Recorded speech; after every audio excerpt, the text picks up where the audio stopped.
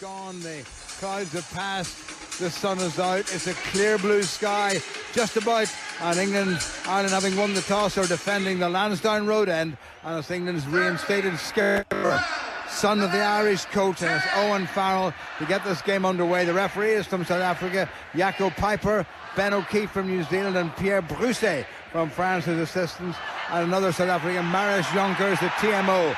And Farrell kicks to the near side of the field, the Irish left. Bundyaki gathers it in, puts the head down and makes a wee bit of ground back to Gibson Park, who whips it in field. Sexton offloads it. Lovely little sidestep by Ireland, get up to the 22. Gibson Park back onto the left foot from James Lowe, and an almighty wall he's given that, and all the way back with Freddie Stewart. Well positioned up this 10-metre line up to the halfway. Stewart kicks high coming down inside Ireland's 22. Well taken in, and the Ireland's wing three-quarter, number 11, James Lowe, calls for the fair catch and gets it, and he wastes no time, and he's walloped all the way down, bounced outside the England 22, so Owen Farrell can't kick it directly into touch, and he doesn't even try that. Gibson Park was underneath it. Good jump and take by the wee fella. Now, was he in the air? The Irish crowd think he was in the air when he was clattered by an English attacker. Zaki has to go into scrum half, whips it infield to Tadhg Furlong, starting his just his second game of the season, and that's typical Furlong. Made a bit of ground. He come Ireland on the narrow side, well taken on by Bundyaki. Josh van der Fleer is in there. England transgressing at the breakdown, and I think it was tight head prop Kyle Sinclair who gave away the penalty, and chance for Ireland to get down into England's half. So not a bad start for England, or for Ireland, a confident start. I agree. Advantage Ireland certainly from that. Two very probing kicks from James Lowe. I thought it was a tackle in the air on Jamison Gibson Park, but the referee made up for it with the penalty, and an opportunity for Ireland now to get into English territory. Sexton taking it. Johnny Sexton needs one single point to become the top point scorer from any nation in this Five Nations Championship. At the moment he's level on Ronan O'Gara with 5.57, something he achieved last weekend in Glasgow. Ireland's line out just inside the England 10-metre line, near side of the field, the Ireland left. Ireland playing towards the Havelock square end. Sheehan throws, Ireland take throw, Mahoney, in goes Van der Fleer, comes away at scrum half. Gibson Park moves it wide, Low puts it flat to Bundyaki, who's held up a little bit. England up very quickly, taken on well by Ireland and by James Ryan. Gibson Park to the far side. Ryan Baird moves it forward. Or James Ryan, I should say. It was Ryan Baird the first time. Sexton gets their way nicely out wide to Mark Hansen, who steps back infield looking for more tries. He's been in great form this season. Ireland still move forward. Ball back on the Irish side, close to the far touchline. He stands side. Sexton, little flat pass, not a great pass, and well picked up and tidied up by Andrew Porter, who goes to ground. Gibson Park thought about going to his right, then came to his left. Found Sexton, who's cut down. Referee says play on. Turnover by England. This could be interesting. Farrell kicks left footed, but it's coming back infield, and Hansen is there, and Keenan is there, and Keenan makes a bit of a mess of it, but flips it inside to Hansen, who sets off, and away goes Hansen. Can't quite get away from a couple of England defenders. Ball coming back on the Irish side, and England get themselves offside, and that's the second penalty England have given away. Wee bit jittery there by Ireland, maybe, Tony. Yeah, a little bit sloppy when we got into their half, because it was a really good drive by James Ryan. He's got to take on that responsibility today, because that's what Henderson had brought to this pack, and Ryan has to assume that responsibility, which he did there. But Ireland giving away the ball a little bit cheaply. As it is, they've got a penalty, and again Sexton this time on the right hand side to try and get into English territory, which he has succeeded in doing. 3.5 minutes gone. Ireland 0, England 0. Ireland have won the Grand Slam in Belfast way back in 1948. Then it was in Cardiff in 2009, at Twickenham in 2018, and here they are on home turf, the oldest international rugby ground in the world, Lansdowne Road in Dublin. Sheehan throws over the back, it goes, not the greatest throw in the world, taken in by England, who get across their own 10-metre line. Getting up last is a rather, well, he looks okay, to be honest. It's not fair to call Tadhg Furlong tired. We've only played 4 minutes. Back in the England side, little chip kick by the scrum half, and 4 feet down to Hansen, who gathers it and runs across and get toward the far touchline. England up very quickly. They're very well positioned. They've managed to do another turnover, and that's two they've managed. And, well, The English coach will be very happy with that. Back on the England side, here comes Farrell. Little flip pass to Tuilagi, who drives forward, clatters his opposite number, Bundyaki, out of the way. Now it's England again. Farrell moves it nicely to the big full-back Freddie Stewart, who's come up. England pushing up toward Ireland's 22. Now they move it wide back inside to Jamie George, this bustling hooker, who's well tackled by James Ryan. Back in the England side, Genge gets away. England looking very much the part at the moment. Up to the Ireland 22. They move it to the far side of the field where there's a half a chance of an overlap. Good tackle by Hansen. Back to Van Voorvliet. Pops it up to Maro Itoje. Very quiet against France last week, but weren't they all? Here comes Willis, the open side flanker, across the 22, getting closer to the Irish line. All the pressure now coming from the boys in white. That's a lovely flat pass, and Stewart cuts back in field, and Ireland having to tackle like their lives depend on, and indeed it does in terms of the championship. And what a turnover! And I know it's not a turnover. I thought it was for a second. England get it away through ribbons. And Henry Slade runs a nice angle and good tackling out wide by Ireland. But the ball is back on the England side. All this pressure surely must pay off. Itoje taken off at the ankles by his opposite number, Ryan Baird, back on the England side once again. Across the Ireland 22, good driving by the captain, Ellis Genge, back on the England side. Referee's got the hand out for the penalty to England, and I'm sure they'll take it. Tuilagi gets it away. Maybe they won't need to. Here goes Stewart, foot in the gas. Good covering tackle by Ireland. The referee says no advantage to England, and he'll bring them back for the penalty. And this is very kickable, and this is an England far, far removed from the sorry lot that capitulated last time out to France. And that's exactly what we expected. This is a proud England side, obviously. They were very poor at Twickenham a week ago, and naturally they're going to produce a different performance here today. That said, to borrow the words you used there a while ago, Jim, it's a jittery start by Ireland. It was Mac Hansen who went in with the ball, and then it's something of a cheap turnover, and England holding on to possession since. Itoje very prominent, and clearly an opportunity for England to put the first points on the board. What does it look like? And that we're going to see from Farrell now, almost in front of the post. He's maybe not just quite as heavy as he was maybe in his heyday, Manu Tuilagi, but when he gets the ball in hand, he drives forward and he becomes a focus for the covering forwards. Yeah, that's the other very important point. Obviously with Bundyaki on the receiving end, but definitely Tuilagi brings a level of physicality that Ollie Lawrence doesn't quite have to the same degree. Straight in front of the Irish post and 2 or 3 metres inside the Irish 22. Looks pretty regulation for England's skipper Owen Farrell, who's fast approaching 1,000 international points by my reckoning. He's got 986. This would take him up to 989. He would have loved to go past it on this occasion, that 1,000 point mark. Just takes his time as always. Up he comes, right-footed, little chip. Flags go up, not a problem whatsoever. So Ireland started well, but England put the pressure on, and Ireland couldn't resist giving away the penalty. 7.5 minutes gone, Ireland 0, and England deservedly 3. Absolutely, 7.5 minutes of England domination in terms of possession. A few cheap turnovers, as we said, by Ireland, but a fully deserved 3-point lead for England. First points on the board. Johnny Sexton, his final game in the Six Nations Championship, and his final competitive game here in this ground, puts it long. It's well gathered in on the far side by Stewart, who makes a little bit of ground and leaves it behind him. Van Voorvliet is about to kick. You think another forward comes in just to extend that dreadful caterpillar thing. Van Voorvliet right-footed down that far touchline, and that hasn't gone into touch. Well taken in by Keenan, who runs in field and runs into a little bit of trouble. Ireland back inside their own half. Gibson Park whips it away to the near side. Dan Sheehan, little sidestep by him. The hooker leaves behind. Gibson Park kicks, not the greatest kick in the world. It's a bit on the high side. It's coming back untidily though on the Irish side. Gathered in by Gibson Park, who kicks cleverly down the far touchline. Gathered in though by England and by the skipper Farrell. Back to Keenan, and he kicks right-footed. A little bit of ping pong going on here.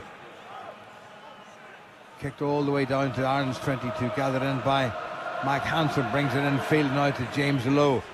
Puts a huge left boot to it, but that's well covered by England's skipper once again. Farrell just picks a spot and kicks all the way down to Ireland's fullback. Hugo Keenan runs over his 22, kicks right-footed, kept it a bit on the low side this time. That's well gathered in by England yet again. New man Henry Arundel is well tackled, and Ireland get the penalty. 5 or 6 metres inside the English half. A little bit of lack of experience there, perhaps, on the part of England's new left wing. First game he started, not his first cap, but his first start. What a day for him. Oh, a huge, a very demanding one too, in the atmosphere he's experiencing here in Lansdowne Road for his first cap. Wonderful follow-up and tackle there by Hugo Keenan. Never giving up the chase, and that forced the penalty turnover. Sexton going up the line. Johnny Sexton midway between the halfway line and the England 10-metre line, kicks right footed for the far touchline. Doesn't maybe get as close to the England line as he wanted. It's about half a metre outside the 22, but it's Ireland's ball. Tyke Furlong coming over. Andrew Porter going over to his hooker Dan Sheehan to tell him exactly where wants it to go. 12 of this Ireland side are Leinstermen, which doesn't surprise you. Here comes Sheehan. Not over the top this time, I don't think. I might be wrong. No, I'm not. I'm right. Well plucked out of the air by Peter O'Mahony. As always, Sheehan, who threw it in, comes round. Van der Fleer gets away. Now it's Sexton, little flat pass to Bundyaki. Barrels up to the 22, in quickly. Back to Sheehan, who gets across the 22. Good England defending. Robbie Henshaw back in the starting lineup, gets across the 22. Now it's Sexton. Back in field to Van der Fleer. Van der Fleer burst right through, very nearly got right through the English defence. Now it's a chance now for Ireland. Tyke Furlong away, nicely done by Ireland. Beautiful stuff. Here goes James Lowe.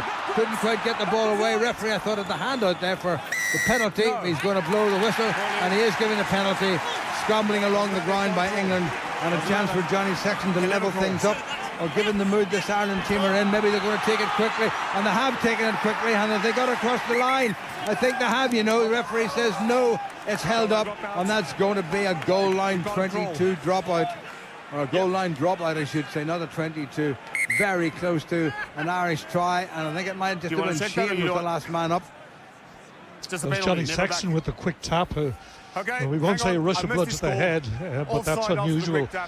I must say I would have taken the 3 points because it was a gimme in front of the post, but as it is, Sexton held up. Good defence by England. And Sheehan came right in over the top of him for a moment. We thought it might have been Sheehan who had the ball, so quick thinking by Ireland's, he'll forgive me for saying, veteran skipper Johnny Sexton. He's going upstairs, Jim, to see, I presume, if there was a touchdown. Now, with the naked eye, we definitely couldn't see anything. But obviously, there might be a different angle. We're not in communication with Jaco Piper or his touch his fellow South African Marius Jonker. And we don't know what the initial feeling was. They say my first feeling is on-field try. Here goes Sexton, looking at him again. There's not too much in that. There's not too much in that. A little tap by Johnny Sexton. Englishman got out of the way. Sexton went for the line, turned, and I don't think he's got that down. I think the ball has landed on the midriff of an English defender. I'm with you. He was held up. Very good defensive play by England. We've got the lock coming on, putting everybody on side. He didn't. He got back. Goal line drop out. So the goal line dropout has been given. Dave Ribbons came back and I think put a lot of his English teammates on side. So England will be mightily relieved. 11.5 minutes gone. Ireland 0, England 3. Much better performance, as we expected from England, following their, well, humiliation was the word against France. Farrell restarts, kicks it down almost a halfway, gathered in by Sexton, brings it infield, taken on by Keelan Doris. First time he's got the ball in hand. Makes a wee bit of ground. Gibson pocket to the near side, back inside from Ireland. Ball is knocked forward. Referee playing advantage to England. Now they probably will take advantage. Jamie George gets it away. Loose head prop and skipper Genge back to Farrell, who kicks it left-footed all the way down into Ireland's 22. Hugo Mac Hansen goes back inside the 22, kicks right-footed and finds his touch. There's a fair old stiffish breed just looking, Tony, to the far side there for the touch judge's flag, and it's not quite sure to whose advantage it is, but it didn't seem to be to Ireland's advantage. I'm assuming that it's favouring England in the first half. It's very hard to judge it up here, and also the bull shape in the stadium, but it's been a sloppy, indifferent start from Ireland in the opening 12-13 minutes. Mara Toji wins the line out. England try to move the ball wide, taken on well by Henry Slade. Ireland have conceded yet another penalty straight in front of their own post. This is not looking wonderful for Ireland at the moment. We're a long way to go. Intercepted by James Lowe, and there was no chance he was going to run the length of the field with Jack Van Poorvliet there, but the referee has brought them back to, I think, a penalty at the line out for maybe taking the legs away from somebody. Yeah, I think that was the call. Signal. And I would imagine that, again, Farrell will go for the post. Restored as... What are we doing? What? As restored as England's captain, Owen Farrell. Game's captain the last couple of games. And the England left wing, Anthony Watson, kicks the ball over towards his skipper, who's got a fairly straightforward penalty. It's the right side of the field for around the corner right-footed kicker. It's just 15 metres in from the far touchline, the English left, the east stand side, and it's about half a metre outside the 22. So a good position and very, very kickable. Got the first penalty after 7 minutes, and here we are after just about 14 with another one. Farrell just steps back, goes through that routine, takes every single second out of it, as does Johnny Sexton. A sepulchral hush descends over Lansdowne Road. It's to double England's account with coming up to a quarter of an hour gone. Right-footed, he's not going to miss that, surely, is he? No, he's not. Good strike, a rather muted round of applause. Plenty from a big English contingent here, but not the start that Ireland would have been looking for, Tony. It's been a poor performance, and deservedly they're trailing by 6 points to 0. I think that score is a fair reflection on the game to this point. Certainly Ireland, who normally are good at keeping the scoreboard ticking over. In fact, you know, in many ways, to be fair, and we have to be honest, it was somewhat out of characteristic what Sexton did, and unfortunately it did backfire. Well taken in by Maro Itoje on the far side. Ireland have managed to steal that, though. Now's a chance. Here goes Sheehan. Gets right through, just slipped a little bit. Ball coming back on the Irish side. Gibson Park out the side of the field. England surely well offside. And here goes Hugo Keenan. Keenan right through, held up 10 metres away. Quick ball now is needed for Ireland. Now they've got it. Tag Furlong drives forward, and England have held him up well. Big Phil has managed to get it back. Gibson Park to the far side, taken on by Josh van der Fleer. Gibson Park is in there quickly again and again. It's Ireland moving forward, getting ever closer. Now it's Gibson Park, open side of the field. Henshaw to Bundyaki, bounces off one man, recovers his composure and the ball. Sexton back inside, nicely done by Ireland. Good support play by Peter O'Mahony. Tag Furlong, a very slack loose pass once again by Furlong. Ball is retrieved. Ireland have conceded about some almost 20 metres now. That's where they were. There's James Lowe. Oh, awful pass by James Lowe. Ireland might just have got it. Was it knocked forward by an English hand? Referee is saying no, play on, advantage to England. And Ireland are making life so difficult for themselves. Ireland in doing a bit of grappling. The ball is back inside the England 22. Maro Itoje. Totally eclipsed a week ago, but isn't been good form here today. Jamie George stands back, and Portfleet about to kick right-footed, and does kick right-footed from inside the 22. Underneath it is Hansen, comes in field, gets it to Keenan, who set up that wonderful run. Keenan up to the Irish 10-metre line, thought that was a bit of a high tackle there. Now it's Furlong, and again his pass is not good, but the ball went back, and the referee says play on. Gibson Park is in there and has a little dart himself, but he's going nowhere. Needs a few people to help him, and they have helped him. England have gone over the top, and the referee has given Ireland a penalty, which I'm sure they'd probably like to take and get the advance into touch. No sign of the ball coming back, and England have conceded another penalty at the breakdown. But every time Ireland have given away a penalty in their territory, England have scored, and every time Ireland have got a penalty, they haven't scored. Yeah, absolutely. It's vital that Ireland put some points on the board, and I'd like to see Sexton go for goal with this one. It's just inside the 10-metre line, and it's very kickable, and he is doing that. That's the sensible decision. It's been, I mean, what we've witnessed in the opening 17 minutes is the type of pressure that we know this Ireland team are under psychologically, and there's a level of inaccuracy that we haven't seen from this Ireland side in the 4 previous games. So they're jittery, they need to settle down, and it will come. So right decision coming up, 3 points on the board, and Sexton should be well capable of landing this. Well, Sexton somewhere in the back of his mind will know that this will set a new Six Nations Championship record for an individual in terms of points scored, but he won't care two figs about that because all he'll want is to see that ball after he leaves his right foot go between the English posts. It's not an easy kick. If there wasn't a wind around, you'd say it probably was, but there's a swirling, nasty wind, and Sexton is 5 or 6 meters inside the England 10-meter line and just about directly in front of the England post. So you'd think this is well within the compass of Ireland's skipper Johnny Sexton. And like Owen Farrell, just takes his time, has another little look at the post, and then he focuses on the ball, and then he just take a little stuttering run, and up he comes. He's kicked it right-footed. And that's a belter by Johnny Sexton, worth all the effort. And Ireland, at long last, with almost a quarter of this game, are on the board. 19 minutes played, Ireland 3 and England 6. And that will do his and Ireland's confidence the world of good. 3 precious points for Sexton and for Ireland. Restart kick by Farrell, gathered in by Bundy Aki, who bundles into 2 or 3 England forwards.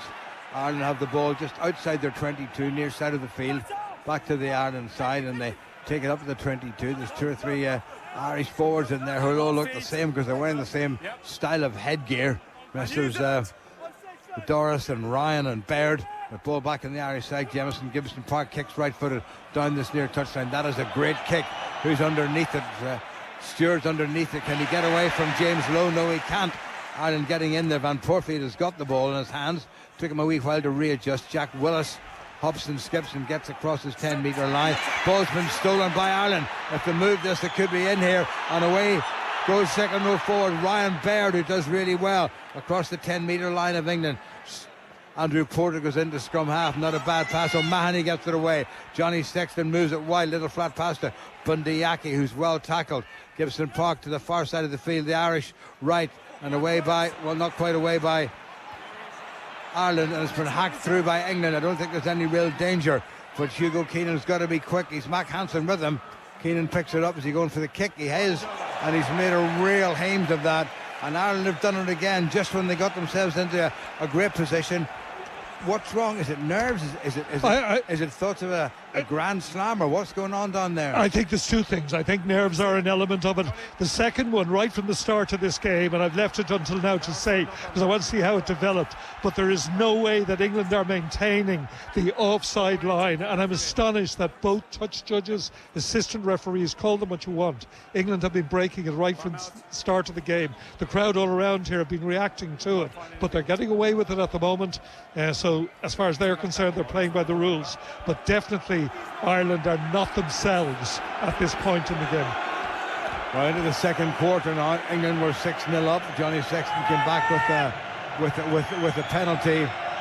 I've got a little caption on my screen which saying, as it stands, and Ireland lose this with a bonus point, they will win the championship, but that's not what they're here for today.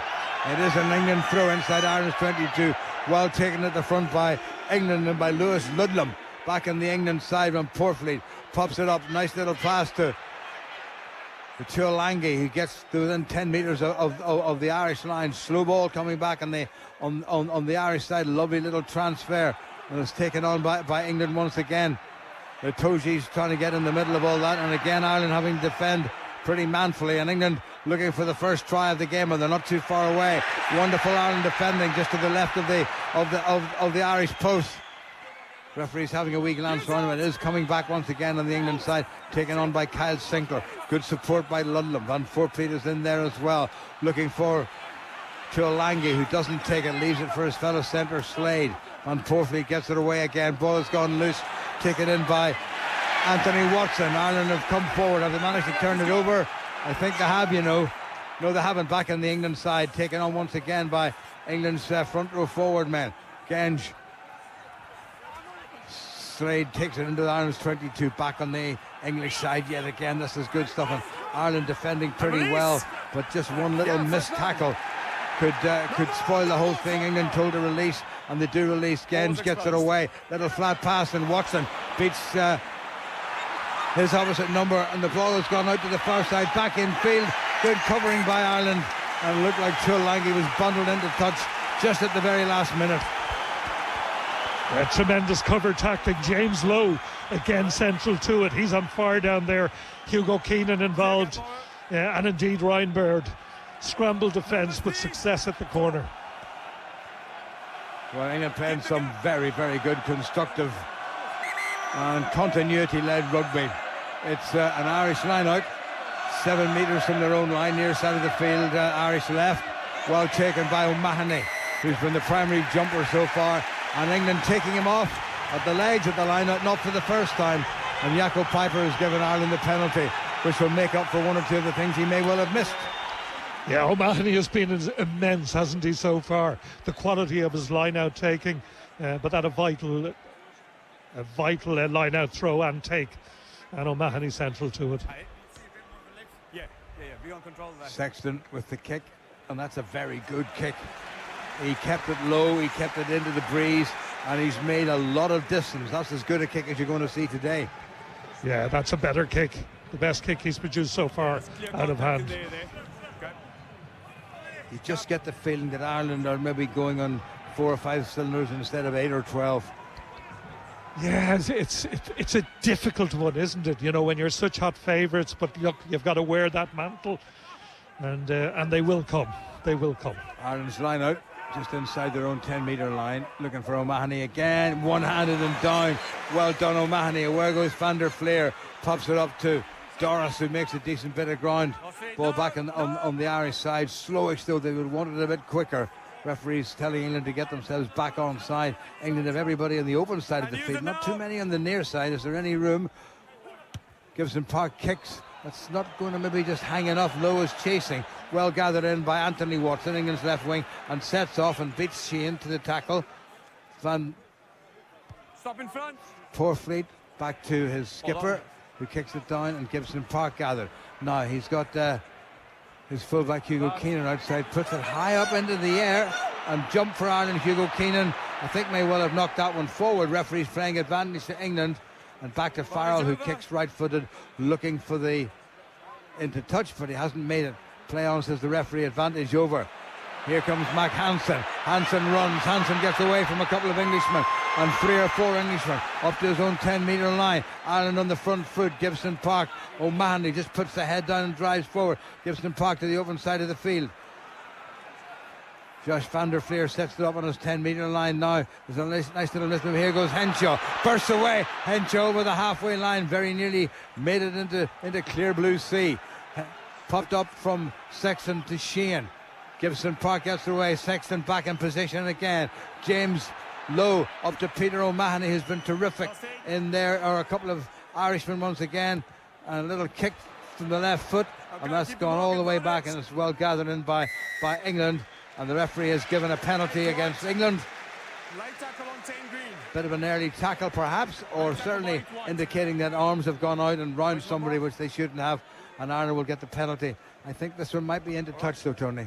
Yeah, I think it was on the captain, on Johnny Sexton. A late tackle it was from the England number 8. That was very cowardly. That was John Brandt. Hit him with his shoulder right in the middle of the back, and well, under normal circumstances you would have thought that was going to be a yellow card. It was a wonderful arcing run by Mac Hansen, who's been a revelation this season, hasn't he?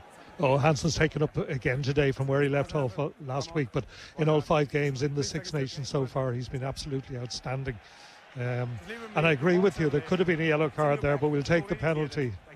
A late tackle by the England number 8, Alex Stumbrand. So Ireland deciding what to do. I think there's a bit of a breeze behind Johnny Sexton, but I do believe that he's going to go for distance. He's about a metre or so inside his own half, and he'll have to decide what he's going to do. An Irish player on the far side of the field is off the field, but I think he's just walking down that touchline. What another good kick by Sexton. We thought the first one was good. That's even better. Yeah, no, that's better. He's getting into the groove now in terms of doing the bread and butter basics, and the crowd reacting to that kick. Well, it's taken them a while, Ireland, but they're now established inside England's 22, albeit by 4 or 5 metres far side of the field. 27 minutes gone. Ireland 3, England 6. Ireland's line out. They need to secure this one. Is it going to be O'Mahony again? Are they going to use one of the big second rows? The answer is the big second row. And Ireland have taken it in. Now they're driving forward. Sheehan will be right at the back of that, looking to slingshot himself off the open side, or indeed the narrow side. Gibson Park has it, comes to the open side. Little flat pass and dumped on the flat of his back is Mac Hansen. No chance there. Ireland still coming forward. Tadhg Furlong takes it on, goes to ground. Here comes Josh van der Fleer, 50th cap today. Sets it up nicely. Ireland going to change direction. And again they pop it up. And again it's the second roast. And it was James Ryan. Nicely away. This is good stuff from the far side of the field. Keelan Doris lurking out wide, brings it back inside. Ireland looking to squeeze the ball back, and referee's given another penalty against England, or maybe it was for a knock on, but Ireland still playing on. Advantage to the men in green. Can they take that advantage? Sexton gets it away well. Henshaw moves it wide. Hugo Keenan gets across the England 22. Doris pops it up. That was knocked forward. And the referee will go back. No, he won't go back because there have been lots and lots of advantage has been played. And Ireland just not been able to put the final touches to it, Tony. No, the passes just aren't sticking, unfortunately. And they were showing patience in the build-up, and a tremendous tackle on Mac Hansen we're just seeing in the replay here, put in by Jack Willis, the open side flanker. But yeah, mistakes by Ireland, still not quite where we want to be, not quite in that top gear. Well, England absolutely nothing to lose, of course, coming here after we shouldn't keep on referring to it, but we sometimes enjoy it. The drubbing by the French, but it's been a totally different England side who have played particularly well, and their discipline hasn't been at all bad. No, they're going well so far today. I feel sorry for Borthwick, I have to say, and Kevin Sinfield as well, with the changeover they've had, and they've inherited a bit of a mess in the middle of the Six Nations. And the French debacle was absolutely awful in Twickenham. But so far, it's like a scoreline from days of yore. Ireland 3, England 6. We played nearly 28 minutes, 27:52. Ireland 3, England 6. And we are about to have the first scrum of the afternoon. Amazing. Are scrums becoming a thing of the past? Out with the dinosaurs? I know you won't agree with that. No, I won't. I'll be a happy bunny. Okay, it's outside. So a little bit of a water break there, and the water carriers are leaving, and the clock will start ticking again. We are fast approaching within 12 minutes of half time. England Here we go. well, about 20 kilograms heavier right throughout the packs from number 1 to number 8. Let's see if they can make that pay. Porter on one side and Sheehan on the other side, the formidable Tadhg Furlong, who's just easing his way back into rugby, having missed an awful lot of games. Same England front row that's been there throughout the championship. Jack Van Purfleet pops it in. Let me see how this goes. Ball collapses on the Irish loosehead side. Huge amount of pressure being put on Andrew Porter by Kyle Sinclair, the Bristolian. Oh, he is You now. want him squarer and you want his elbow up.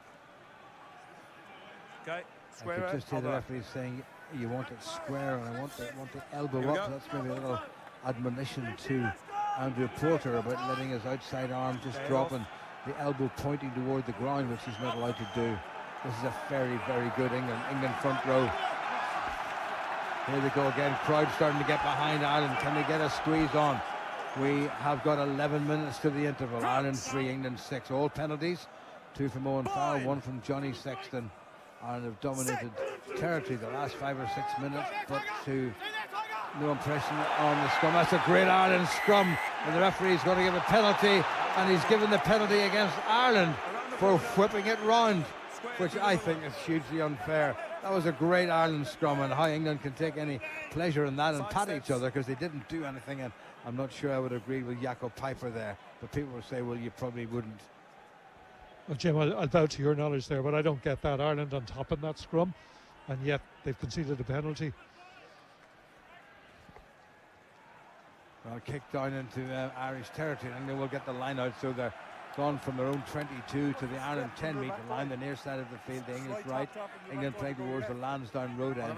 Andrew Porter having a little word with referee Jaco Piper as to what that was all about, because he thought he was doing a very good job. Taken quickly by England and thrown back carelessly by England. First tackle was missed by Ireland though, and by Ryan Baird back in the England side. Itoje picks it up, runs into a couple of green jerseys. Strong enough to get the body round. O'Mahony is in there to make life difficult for him, and O'Mahony clever gets himself out of it. It's all a little bit slow. Just Dunbrand, he puts the head down and takes on a couple of Irish defenders. One of them, Dan Sheehan, who gets himself in the Wrong side, needs to be careful. Ireland might just have popped that one over, have they? And Josh van der Fleer said to the referee, come on, they're messing about on the ground. Slow ball coming back. Poor feet, right-footed down into Ireland's territory. Jump and take, well done by James Lowe, who goes to ground on his 10-metre line. Have a chance for Ireland if they can shift this now. And Sexton kicks it right-footed off the outside of his boot. He didn't mean it to go where it has gone, but it's gathered in well by Ireland. Wonderful stuff by Hugo Keenan to the far side of the field. Now Robbie Henshaw changes direction. This is more like Robbie Henshaw. Runs into a couple of big English forwards. Has to get the ball down. He does that. Away on the Irish side, Johnny Sexton thought about going one way and then the other. Gibson Park again, nicely done to James Lowe. Gets across the England 10-metre line. In goes Dan Sheehan acting as scrum half. Referee's got the hand out for a penalty to Ireland. Great chance to go to the corner. Andrew Porter takes it on. Support from Ryan Baird. Back on the Ireland side. Down to Sexton. Breaks that gain line. Out now to Lowe. Puts a little boot to it and away he goes. And the referee will go back for the penalty. A fair bit of advantage played. Ireland couldn't take it. Ireland will now have the penalty. You know, Tony, if Ireland can score before the interval and get at least back in level terms, never mind ahead, they'll be pretty happy because it'll give them something to work on. That'd be a huge psychological blow if we could put a few more points on the board before the interval. Well, we've 8 minutes left. The back three, you know, it's a funny sort of game. Very tight, a lot of mistakes, and yet the Ireland back three have been absolutely superb. All three of them. Hansen on the wing, Lowe on the left wing, and Hugo Keenan at full back. Johnny Sexton has kicked it into touch, and interestingly, Dan Sheehan has got not the ball that was kicked into touch, but an entirely different ball, and all that means is he can't take a quick throw with it. He can't throw quickly because it's a different ball. It doesn't have to be the ball that was kicked out, but if you're going to not use the ball that was kicked out, then you can't take a quick throw. That's the number one. And I get that. I still think Ireland were hard done by last week by the laws, and they are. Yes, the laws. Yep. I agree with you. I agree with you. Bit of a stoppage. Jamie George, the England and Lions hooker, who's now played 78 times the Saracens number 2 for Lions Test games, but he's hobbling back a little bit. And Ireland's forwards have not decided to join the line out, so we don't know how many they're going to put in. I don't see. Yes, I see. Caelan Doris has been taken out of the Irish forward pack, and up they come. Josh van der Fleer has gone to the scrum half position. Sheehan with the ball, holds it aloft, in it goes, well taken by Ireland. Van der Fleer breaks to the open side, back inside to Sheehan. Sheehan's there, Sheehan must score. Sheehan gets it down. What a try by Dan Sheehan. Wonderful bit of play between Josh van der Fleer and Dan Sheehan, and Sheehan went off like an exocet. And we talked about the moment before half-time that Ireland might do something. Lo and behold, as if by magic. Oh, if you wanted a try from heaven to settle the nerves, we've just witnessed it. Wonderful pre-rehearsed move. Josh van der Fleer, as ever, central to it. Lovely reverse pass, opening up the defence for Dan Sheehan, and nothing was going to stop Sheehan reaching the line. You said a moment ago, Jim, about a psychological boost. We've just got it. That is a massive score in the context of this game and where it's at. And England's defence, nowhere. Huge hole there, and he took advantage. And if you give him half a sniff, this fella has got serious gas. What a score, what a try by Sheehan, his third international try, and the most important one of all, on such a day, on such an occasion, on such a game, and on such a venue. Wow, what a try, and Ireland in the lead for the very first time in this game, and about 6 minutes to the interval. And Johnny Sexton, who's now become the most prolific point scorer in the Six Nations Championship since it began some 23 years ago, has a wee glance at the post. He would love this one to go through. All of Ireland would love this one to go through. If I'm being totally biased, I would love this one to go through. Here comes Johnny.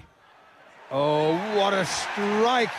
Difficult swirling wind. It went out and then it went in, and it was spot on. And Ireland up to double figures, and having been behind for more than half an hour, they're now leading with 5 minutes to the interval by 10 points to 6. And that was the cream on the cake in terms of that try. Beautiful strike by Sexton, putting Ireland 4 in front. Wonderful take as well from the restart by James Ryan. Okay, Restart kick by Ireland. Ryan Baird comes over and just adds his weight to it. Gibson Park kicks, avoids the clutches of Maro Itoje. That's a nasty testing kick for Stewart, who's knocked it forward.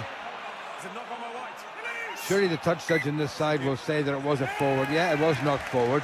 Jacko Piper looked round and the man beside him, he thought he was close enough to make up his own mind, but however, that's what in new money assistants as opposed to touch judges are for.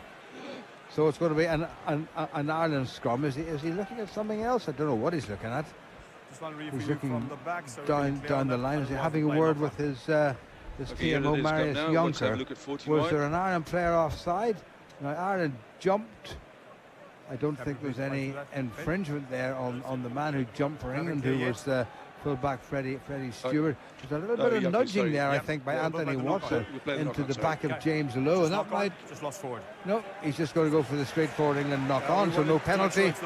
And 5 minutes to go, and Ireland have their first put into the scrum of this game. It has been a nail-biter, Tony. A nail-biter, not of the greatest quality, but Ireland have really stuck at it, and they've had to dig deep to get in front. Again, a very good up and under by Gibson Park. His kicking at the base of the scrum has been pretty consistent so far. So 5 minutes to go. Ireland 10, England 6. Johnny Sexton with a conversion of a wonderful Dan Sheehan try and a penalty for 2 penalties by his opposite number in England skipper Owen Farrell. Scrums to Ireland just inside their own half by 3 or 4 metres, and about 14 metres in from the near touchline, the Ireland left. Ireland playing from right to left toward the Havelock square end. Touchdown's having a good look. Free kick against England for early engagement, and Ireland will get the chance to maybe go. I would think they'll probably go for the scrum again. I think they're quite, or is Johnny Sexton going to put it up into the air or put it into touch and let England worry about the line out? I think that's exactly what Ireland's skipper is going to do. You know, he's going to put it up into the air. That is one of the old-fashioned, beautiful Gary Owens. Well taken though by Freddie Stewart. Wonderful take by England's fullback, who's laid it back. Poorfleet kicks right-footed down this near touchline. Ireland's left. Back is Johnny Sexton. Whips it infield to his fullback, who checks and straightens. Gets away from half an English tackle, but is brought down. Gibson Park. Knocked forward by Ireland. Referee playing advantage to England. Now there is a wee chance here. They seem to have a lot of men over. Here goes Tuolagi. Tries to sell a dummy. Well taken by Keelan Doris. England scattering Irishmen left, right and centre. Ball is coming back, and Ireland might just have stolen that one. And I think they're going to go back to a little knock-on that was across the near side of the field, and I'm not sure who did it. It might be an England scrum. So England still, if they get this scrum, Tony, they'll have a chance. Gibson Park couldn't quite hold on to the ball. There was nothing wrong with an English hand in there, but the referee was happy enough with it, and the scrum is going to go to England. It's directly in front of the Irish post, but it's just a few metres inside the Irish 10-metre line.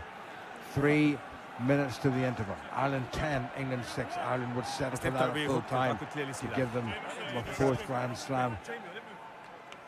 And the 3rd in the modern era, you'd have to say. There's half a dozen of this Irish side started the game at Twickenham in 2018 when they won that game exuberantly in filthy conditions. Van Poorfleet ball in hand. Starting his 12th English game. In it goes. Goose squeezed by the Irish front row, picked up by Dumra, and Poorfleet moves it wide. There's a wee chance of an overlap if they moved it. Great tackling there by England. Here's the fast man, Arundel. Steps back in field, no room for him. We don't think Ireland had to take 2 or 3 bites at him. They won't have played against him before. And Ireland come driving forward, looking to turn the ball over. And the referee has given the ball to Ireland. And what good defending by Ireland's wide men. Wonderful stuff. Arundel is very tricky. At full steam, he's impossible to stop. Close in, a bit easier. Pass by Stewart, looked actually forward when we're looking at that again. And Arundel did well, but he came back in and he ran into Josh van der Fleer and Jamison Gibson Park, and Ireland get the scrum. They would love to get this away down the field and wait for the half-time and regroup and rethink and replan as they did last week in Scotland, because their second half, strategy-wise in Scotland, was just sensational. Yeah, I must say, in terms of defence, that was as good as a score down the other end of the field. I too thought there was a forward pass from fullback Stewart to left wing Arundel, but wonderful defence by Ireland. And as you said, if they get into the break even at 10-6, we'll take it. It hasn't been an overly impressive Irish performance, but to still go in front will be quite an achievement. In it goes, good solidarity scrum. Gibson Park to Bundyaki. Thought about a run, has a go himself. Beats one Englishman, runs into Jack Willis. He's left it behind. Gibson Park pops it up, and again Ireland's big men take it on. Tadhg Furlong comes running in, and he's dived on the ground, and he's managed to secure a ball that Ireland looked to have lost. So well done, Tadhg Furlong, coming back rather slowly on the Irish side. And the referee has given a penalty against England, who got themselves offside and into the corner, or as near as he can, by Johnny Sexton. And one last line out. And you always think, well, if Ireland can kick it deep, you never know what might happen from the line-out, which has gone according to plan so far. One of the really, really top-class things that Ireland have done this afternoon, quite splendidly. Now it's Sexton, right-footed, not a long kick, has to make sure of it, and he does make sure, and he's just inside England's 10-metre line, the far side of the field. 20 seconds to go. Ireland 10, England 6. England would love to snaffle this one and maybe launch a counter-attack. Ireland, needless to say, will be determined that that doesn't happen. Thank you. Van der Fleer's out once again in the middle of the park, as is Doris. Well won by Ireland. Back to Sexton. Little flat pass to Bundyaki. Up and across the England 10-metre line. Nicely done by the Connacht man, Sheehan. Nicely done. Johnny Sexton gets it away. Wonderful passing. Look as if it was forward, and that should be half-time. Referee waiting for advantage. None coming. Dumbrandt, who's a bit pointed. Quanders get knocked to the ground. And there's a stoppage, and there's an Ireland player injured, and I think it's full-back Hugo Keenan's got himself injured. Everybody away, please, thank you. All that bad. He's got both hands in his hips, and he's got a bit of a bang, and I think it's maybe just the back of his neck where he got a bit of a clatter. Trying to look and see what happened there. Lovely little offload, and Mac Hansen got the ball away, and he stopped at England's shoulder now. I'd like to have another little look at that one if we possibly can. Ooh, the crowd don't like what Freddie Stewart did, but I think it was relatively innocuous. Or did he bring the arm up now? Did he bring his left arm and left elbow up?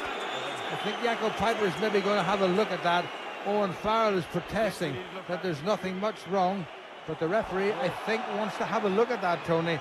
And that's at least a yellow, Jim. There might be a sanction here. I think there's a sanction. Oh, well, he turned aside and he put his upper arm and his elbow right into Hugo Keenan, who got flattened, and that is going to be at the very least a penalty to Ireland, which would give a chance for more points, or it could be a penalty and a card, and England would have to start the second half with 14 men. I did not like the look of that whatsoever. It looked rather nasty. He could have pulled out of that. Well, we often talk about high tackles not having malicious intent, but there's intent in that tackle there from Stewart on his opposite number on Keenan, and he catches him in the head, bang on.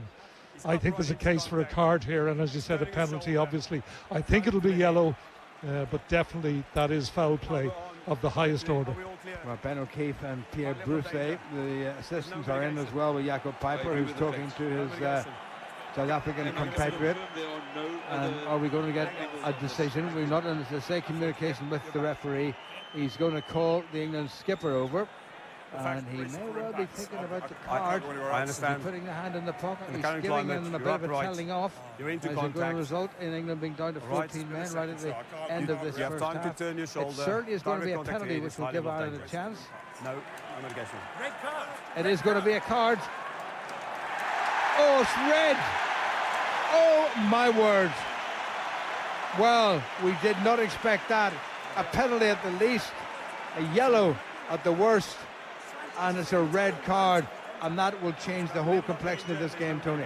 Alas, I have to say, I don't like to see a red card, particularly in games like this, because then if you win, the other team's got a red card, and you can't really take full credit. Stupidity on the part of Stewart, I've got to say. I too am surprised that it's the colour, that it's red. I thought a yellow card would have been the right decision, but it was a dangerous, unnecessary tackle by the fullback on his opposite number on Keenan.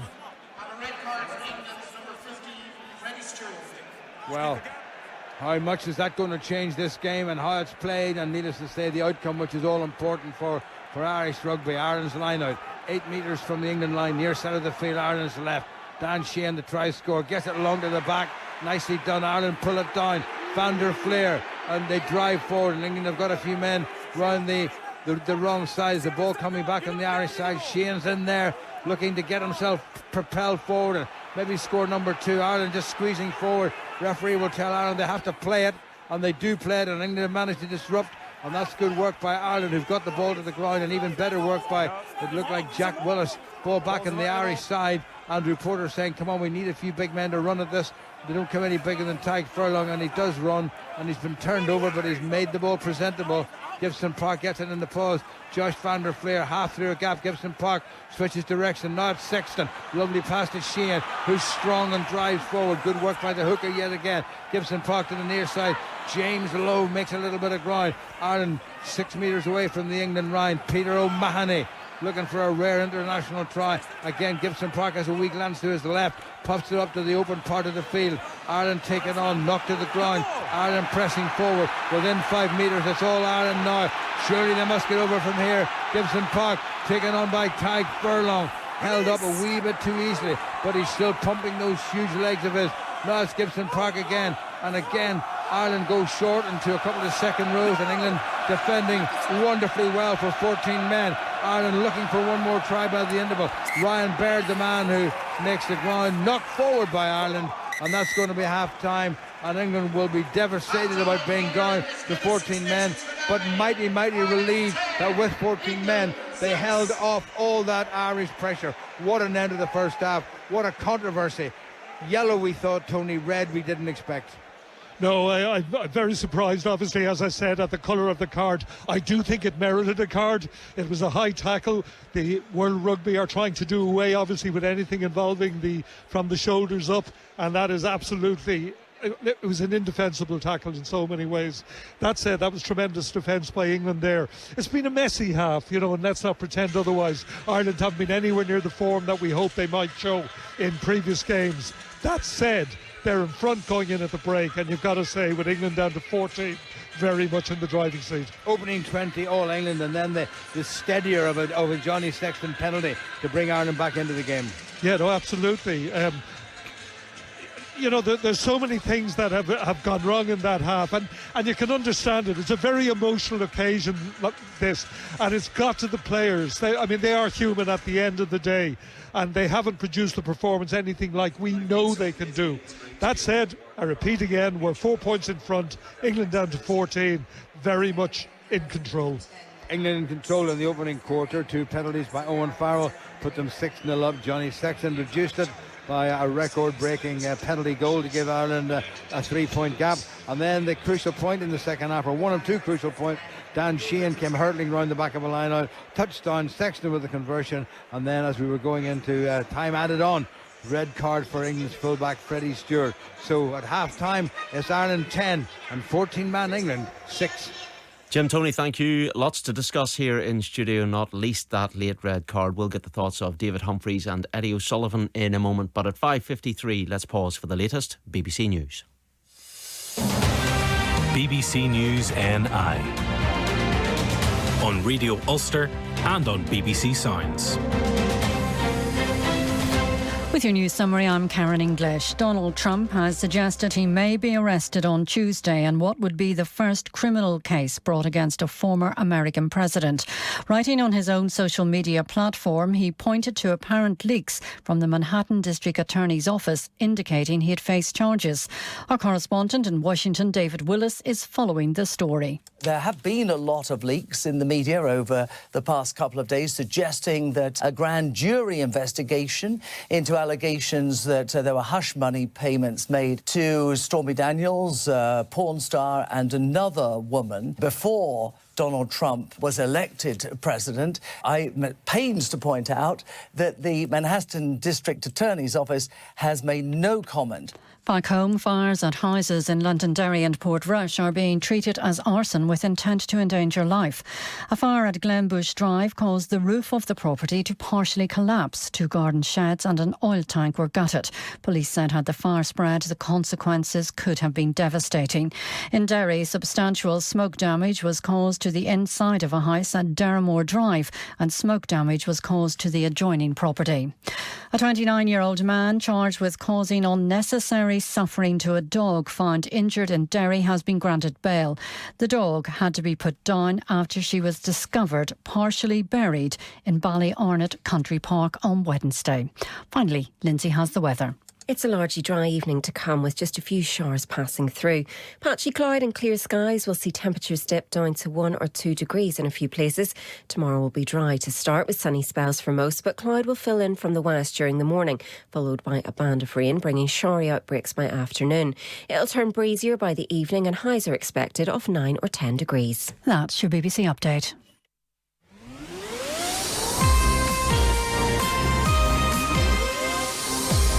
This is Sports Sound Rugby. Listen live on digital, online or on BBC Sounds. Gavin Andrews with you in studio in Belfast. Confirmation of the full times this afternoon in local football's Irish Premiership. Carrick Rangers 0, Glentoran 4, Cliftonville 1, Dungannon Swifts 2, Glenavon 2, Coleraine 1, Linfield 7, Newry City 0, and Portadown 2, Crusaders 2. You can find details on the BBC Sport NI website. In the 3 o'clock kickoffs in the Premier League, Aston Villa 3, Bournemouth 0, Brentford 1, Leicester City 1, Southampton 3, Tottenham Hotspur 3, and Wolves 2, Leeds United 4. In half-5 kickoff, it is scoreless between Chelsea and Everton. And in the quarter-final of the FA Cup, Manchester City 0, Burnley 0. They've played 7 minutes there. Half-time in the Grand Slam decider in Dublin. It's Ireland 10, England 6, and after a shaky start, the home side released the tension. Josh van der Fleer has gone to the scrum half position. Sheehan with the ball, pulls it off, in and goes, well taken by Ireland. Van der Fleer breaks to the open side, back inside to Sheehan. Sheehan's there, Sheehan must score. Sheehan gets it down. What a try by Dan Sheehan. Wonderful bit of play between Josh van der Fleer and Dan Sheehan, and Sheehan went off like an exocet. And we talked about the moment before half time that Ireland might do something. Lo and behold, as if by magic. Well, it was worth the wait. David Humphreys and Eddie O'Sullivan are with me. Before we get to what was good about Ireland in the last 10 minutes of that first half, let's talk about the red card, which has undoubtedly completely shifted the mood here and the pattern of that game, Eddie. I think it's just changed the whole game. Yeah, what was an intriguing game of rugby, both teams going at it, nobody kind of really dominating. Ireland's starting to get traction, England's starting to give up penalties, and we're all on the edge of our seat here, and then suddenly it's a red card and the game is pretty much, I think, I can't see England surviving this. It'd be just catastrophic for Ireland to win a game with 40 minutes against 14 men. So the game is pretty much decided by that red card. Now, whether you agree with it or not, that's where we are. It's a pity in a Grand Slam game, but this is the way things happen in the game at the moment. Was it a red for you, Eddie? No, it wasn't a red. Even if it was a card, I think there's mitigation. Because Keenan was dipping down, and when you dip to go into contact, that's mitigation enough. I thought worst case scenario, yellow, but in fact, I thought it was a rugby collision. I don't think there's anything what Stewart could have done. He was just basically trying to get out of the way almost, and he collided. And you know, I would see it differently than Piper, but I think these kind of decisions, the referee has pressure to deal with a head collision and be seen to stamp it out. But I think it to me is a very harsh card. David, did the referee get it wrong? I think he probably did get it wrong. Look, I'm all in favour, and I think all of us here in the room are very much in favour of protecting the players. We're all very aware of the issues around brain injury, and the game has to be managed appropriately. But incidents like that where it is, in my view, a very 50-50 decision. As Eddie said, there is mitigation. It's also, it happens so quickly when the ball bounces between two players. And it looked to me like Stewart just turned sideways on and there was a collision. Is that a rugby incident? I certainly don't think it's a red card. Completely changes the game, though. Makes it very, very difficult for England. Look, we've seen games where 14 men can be competitive, and in the dressing room you can be sure Borthwick and the players are feeling a sense of injustice, and that might give them motivation. Yeah, but how long can that last for? You see, the problem here is, and you saw it last year in Twickenham, England hung on last year in Twickenham for 70 minutes with 14 players because they dominated the scrum primarily. But I can't see England holding on here for 40 minutes. Like, they may hold on for 15, 20. But into the last quarter, guys will fatigue, they'll slip off tackles, the spaces between the defenders will get wider, and Ireland will just kick on. So Ireland can be, if Ireland patient here, Ireland don't have to win this game in the first quarter or the third quarter. They just need to stay doing what they're doing, keep punishing England if they make mistakes. But I think in the end they'll pull away here. And a lot of the first half has been a kicking duel, as we talked about, just trying to, a sense, because of the pressure that's in the occasion, there's been a little bit of, not a lack of ambition, but a more conservative approach. If Ireland continue to kick, it's much harder to exploit the extra man. Right. They have now got to change a little bit of their psyche. They've got to hold onto the ball and try and push the ball to the edge, where even in this game, England defence so tight and put pressure on in that middle part of the pitch. Ireland now have to have the confidence to move the ball. The one concerning thing about Ireland is we have been very sloppy with the ball. Yeah. We've run with the ball more than England have, because England have been just happy to leather it down the field. They've only run with the ball in the Irish third, not very effectively anyway. But Ireland have tried to open up a few times, and the ball's gone to ground. There's been little handling errors, getting hit in the tackle and trying to offload. So Ireland need not to continue with that. They need to tidy it up. But I just felt coming into half time before the red card, the pressure was starting to tell on England. They were starting to give away penalties. Ireland were starting to come into the game more. And I just felt at this rate Ireland were going to kick on and win it. But I can't see how they won't do that now with the red card. How big a moment was the Sheehan try? Well, I think you saw by the reaction of Andy Farrell and the management team that was obviously something they'd identified in the build up to the week. And there's nothing nicer, Eddie will tell you as a coach, when something that you've identified, then you've put a plan in place to exploit it, and it worked almost perfectly. And look, Sheehan is so explosive. His acceleration is incredible for a forward, especially for a hooker, and he made it look very easy in the end. Second half now, does Johnny Sexton turn the screw? Do Ireland go out firing early, or is it keep it settled and keep doing what they were doing? Maybe tidy up their handling game a wee bit. Just keep running at England. And like, I couldn't see England breaking us down too much in the first half. Like the problem for us would be if we kept giving away penalties. Farrell would kick them all day. But England weren't troubling us with the ball. That's less likely now with 14 men. So we just need to do that and silly. Just get our field position and play a bit and be patient, not try and force the game, because if we start making mistakes with the ball, it brings England back into it. So as David said, just keep our calm, keep playing our game, and the gaps will appear eventually here. There's no question about that. Yeah, in a game of this nature, when Ireland, if they do get 2 scores ahead, England will have to start chasing the game. They'll force opportunities, might come along for intercepts, for charged. Yeah. So I think for Ireland, it's a real cliche, but if they score next, you just can't see England. There's no way back for them in the game. In that dressing room at the moment, is it all about keeping the heads in the right place? Because it must be natural that they start drifting towards thinking about a Grand Slam. Yeah, I think there's it's for Ireland to lose now. At this stage, I can't see them do it, but it's for them to lose. But I think they'll probably keep mentioning things we've talked about, is just doing the simple things well here. Yeah. Like just not giving England out of jail cards. Just punish them every chance you get, whether it's putting them into their own half or, quick ruck ball and stretching them out wide. But hold on to the ball. And as David said, Ireland do have to make this work for them. Like, they can't just be happy to kick the ball away. They've got to run. It won't just happen itself. No, they've got to play a bit here. But I always felt like Scotland did to England when they ran from deep in the second half of that game against England. That's what broke England down. And there's nothing wrong with Ireland doing that, provided they're accurate with it. The one thing that worries me is we weren't that accurate in the first half when we ran with the ball. So they've got to reel that in and tighten it up a bit. And a huge amount's made of Ireland's conditioning and their ability to play 80 minutes right throughout the team. That's in contrast sometimes to the comparison with an English team who've played a huge amount of minutes already this season. So as you said, if Ireland can keep the pace in the game, if they can cut out some of those unforced errors, again, I think you'll see a comfortable Ireland win in the end. We're seeing some pictures in our studio. It looks a very composed dressing room in there, doesn't it, David? I think that's what Farrell's brought. There are times when coaches have to be emotional. They have to be hard on the players. But the experience that's in that room, not just as a coaching team, but also in the playing group. So it's this is now just, they don't have to change anything. They just have to keep doing what they're good at. If they do that, they win the game. You've been in that position, Eddie. Do you let the the players deal with it at this point? Well, no, you need to give guys instructions and remind them what's important in the second half. And again, talking about the experience, apart from Farrell and Cat, you know, Paul O'Connell isn't there, Simon Easterby, they've all been around the block. Then you've got Sexton, who's like well over 100 caps. You know, there's a lot of guys in there who understand what's important. Like, just coming up to half time, if you said who's going to be the happier coach here, it probably would have been Borthwick. But the card changes everything now. So Borthwick's now got to find a way to get England back in the game and see if they can scramble something out of this. So he's got a bigger hill to climb here.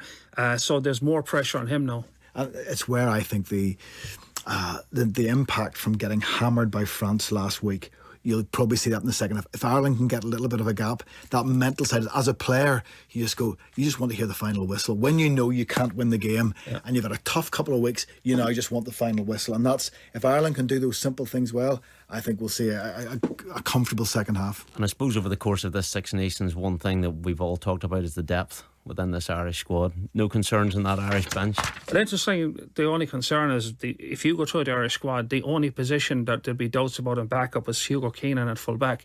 We're about to find out on that because Jimmy O'Brien has gone in there. He's got 40 minutes of the most important rugby of his life to date to play, and we'll see how he does. But that's the one position. Everywhere else we're pretty much locked up. We don't have any worries if somebody has to go off. We're going to see that trophy lifted, aren't we, shortly? I hope so. I hope so. And I think everybody in the stadium, you know, this could be a wonderful 40 minutes.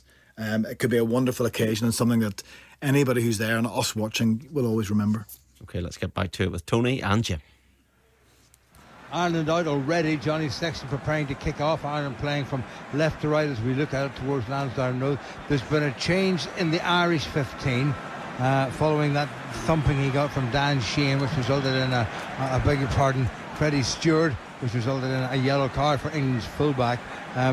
Hugo Keenan hasn't come back onto the field, and Jimmy O'Brien has come on just for his fifth cap in his first Six Nations game. So he's a very talented footballer, Tony. He's happy enough on the wing, he's happy at fullback.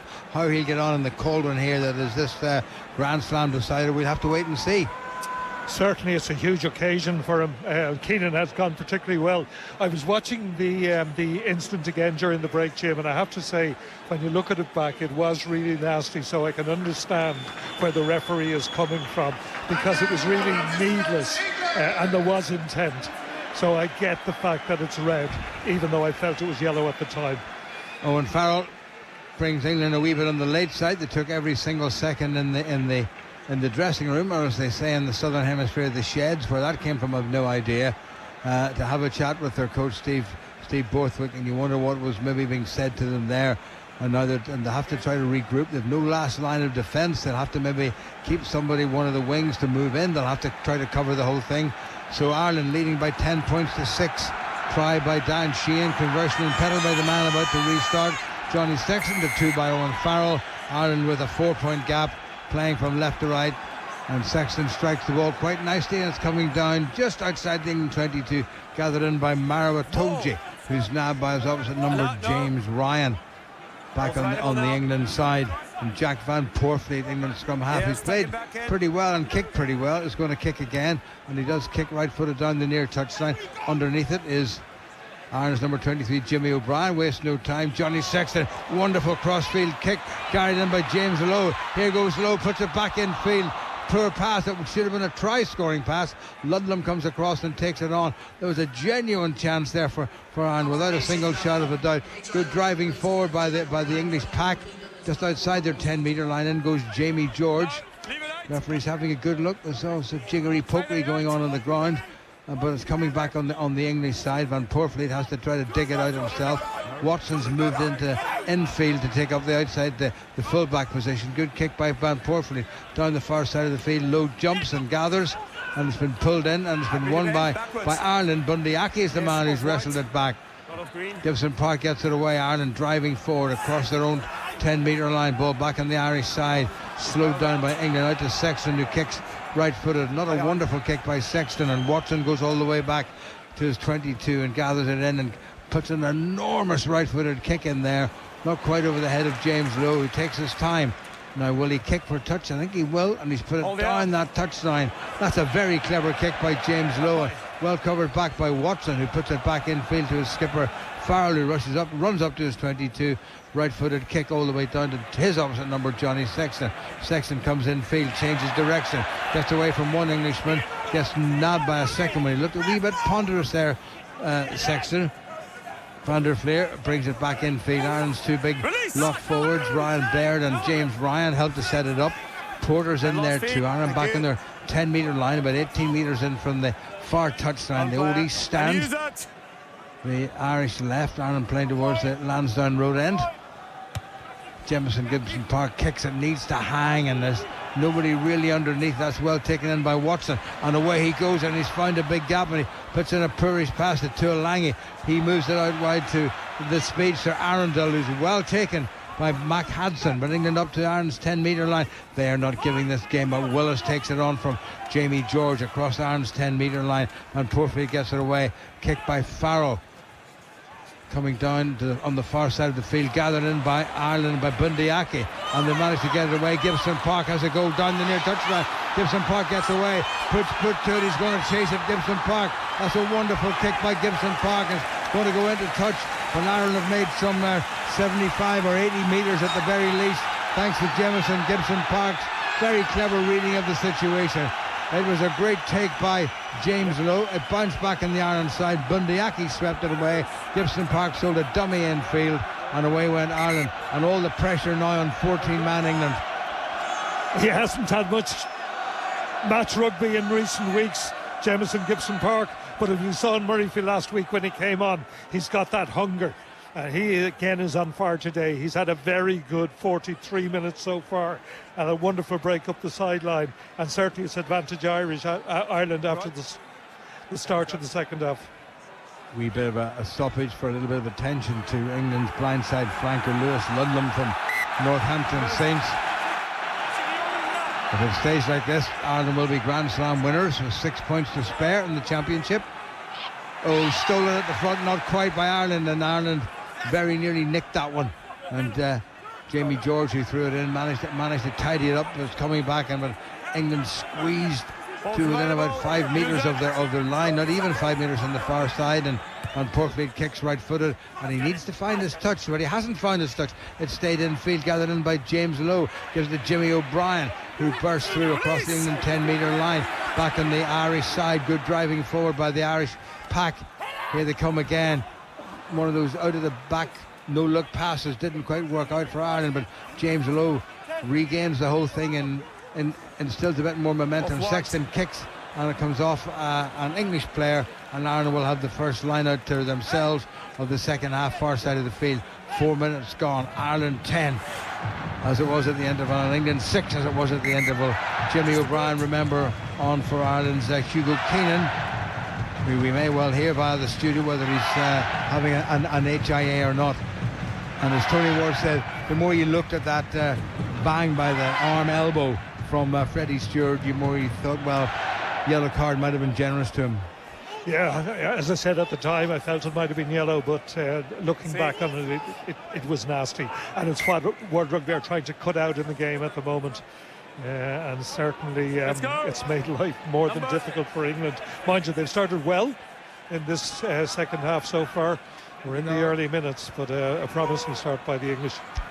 Sheehan, the try scorer, throws knocked back untidily on the Irish side, but the ever reliable Peter O'Mahony right down on the ground and scooped it up and tidied it up. Tyke Furlong standing wide, but they give it to Sexton, who's going to kick, and he does kick right-footed. That's a towering, steepling effort, but underneath it is Owen Farrell, and he calls for the kick. In fact, it's Anthony Watson, who seems to be deputising as full-back stroke right wing. He can play full-back, of course, Watson, very talented player.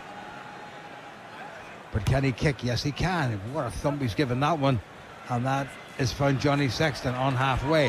He's got Hansen outside him. Comes back in field, Johnny Sexton. Bounces off a couple of tackles. I told you he's in there trying to pinch the ball, and very nearly did. Robbie Henshaw on the narrow side. Quiet game by his own standards. Ireland moving forward. Play on, says the referee. Josh van der Fleer almost had the ball pinched from him. O'Brien was in there too. Doris takes it forward. Ireland just inside the England half by a metre or so.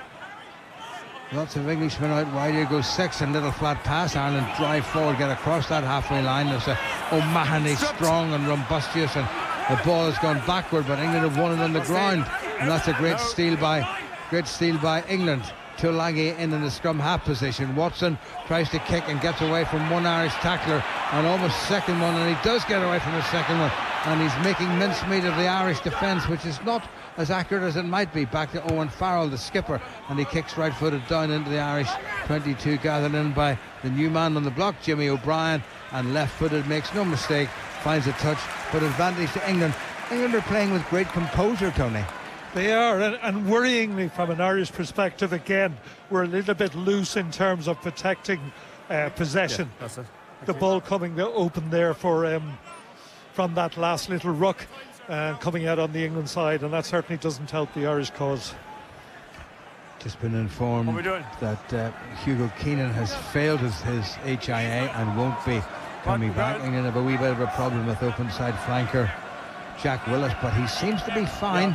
And it's an England line out, and they're pretty close to the Irish 10-metre line, the near side of the field, the west stand side of the field, the English left. England playing towards the Havelock square end. I've cut the line out just to 4 players.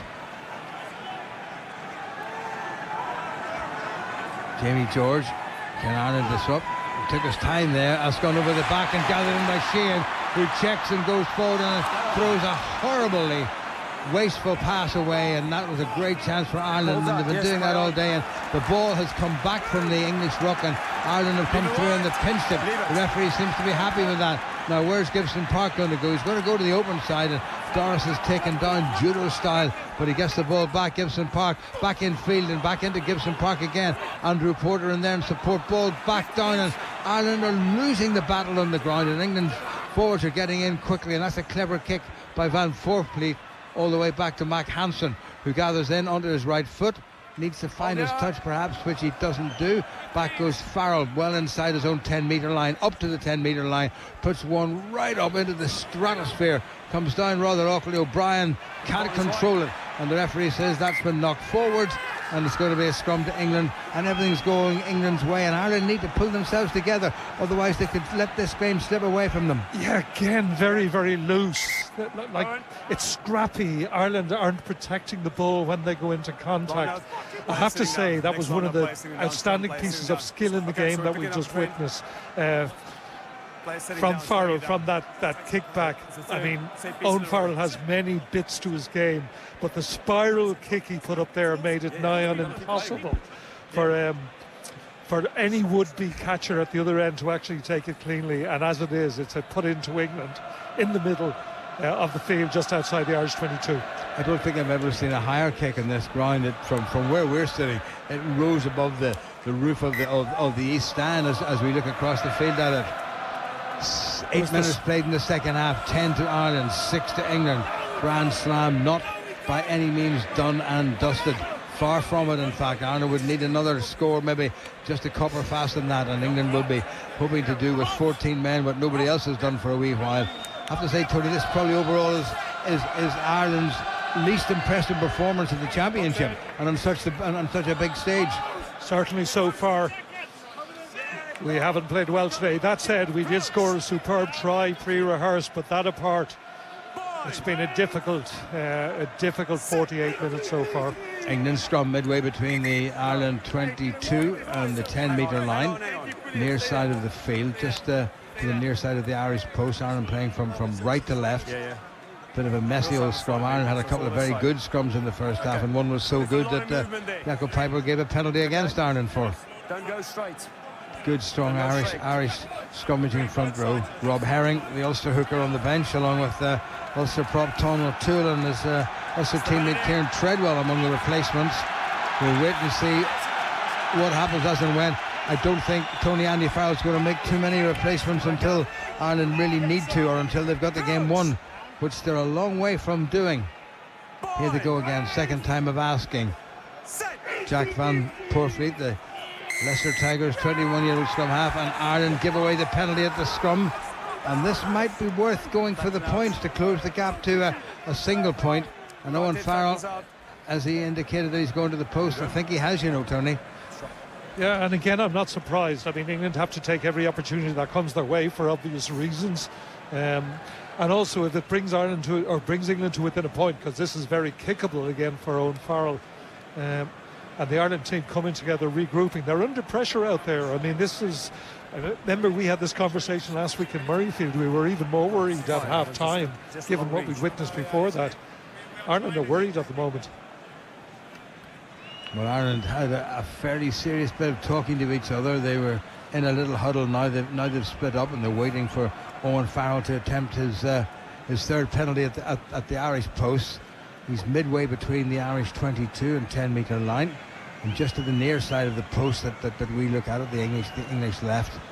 I don't think Owen Farrell's going to miss this one. First two were fairly regulation. This one's slightly more difficult. There's a bit of a swirling wind down there, but I don't think it's going to cause him too many problems. So this, for a 1-point game, still with half an hour to go. Farrell looks over the left shoulder, gets the sights right, down, focuses on the football, up he comes, right-footed, kicks it, and that's a gem by Owen Farrell. And there is only a point between them. 3 penalties from 3 attempts from England skipper Owen Farrell, the son of the Irish coach, who I don't think will be worried, but will be slightly nervous now that we've got a 1-point game, and that's against 14 players. And there was a question mark, obviously, about Farrell's kicking earlier in the competition, but he certainly nailed it today. Sexton with a restart kick, long down into England territory, gathered in by Dumbrant, the number 8, who slips away from the first Irish tackle. And the first of Irish tackles, particularly by the tight forwards, have not been all that wonderful today. Genge comes in to leave it for Van Poorfleet, who's going to kick right-footed. I'm pretty sure down this near touchline, the Irish right.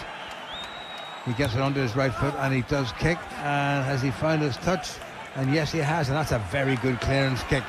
It means that it's an Ireland line-out. There's a wee smile on the face of Jack Van Poorfleet. Played all 4 internationals in November. This is his 5th in a row in the Six Nations of 2023, which is soon to come to an end. 28 minutes to go, and that's another season done and dusted. Will it be a Grand Slam season for Ireland? Just hold. Wait, what we got? Doctor called. Sorry, doctor called. The doctor.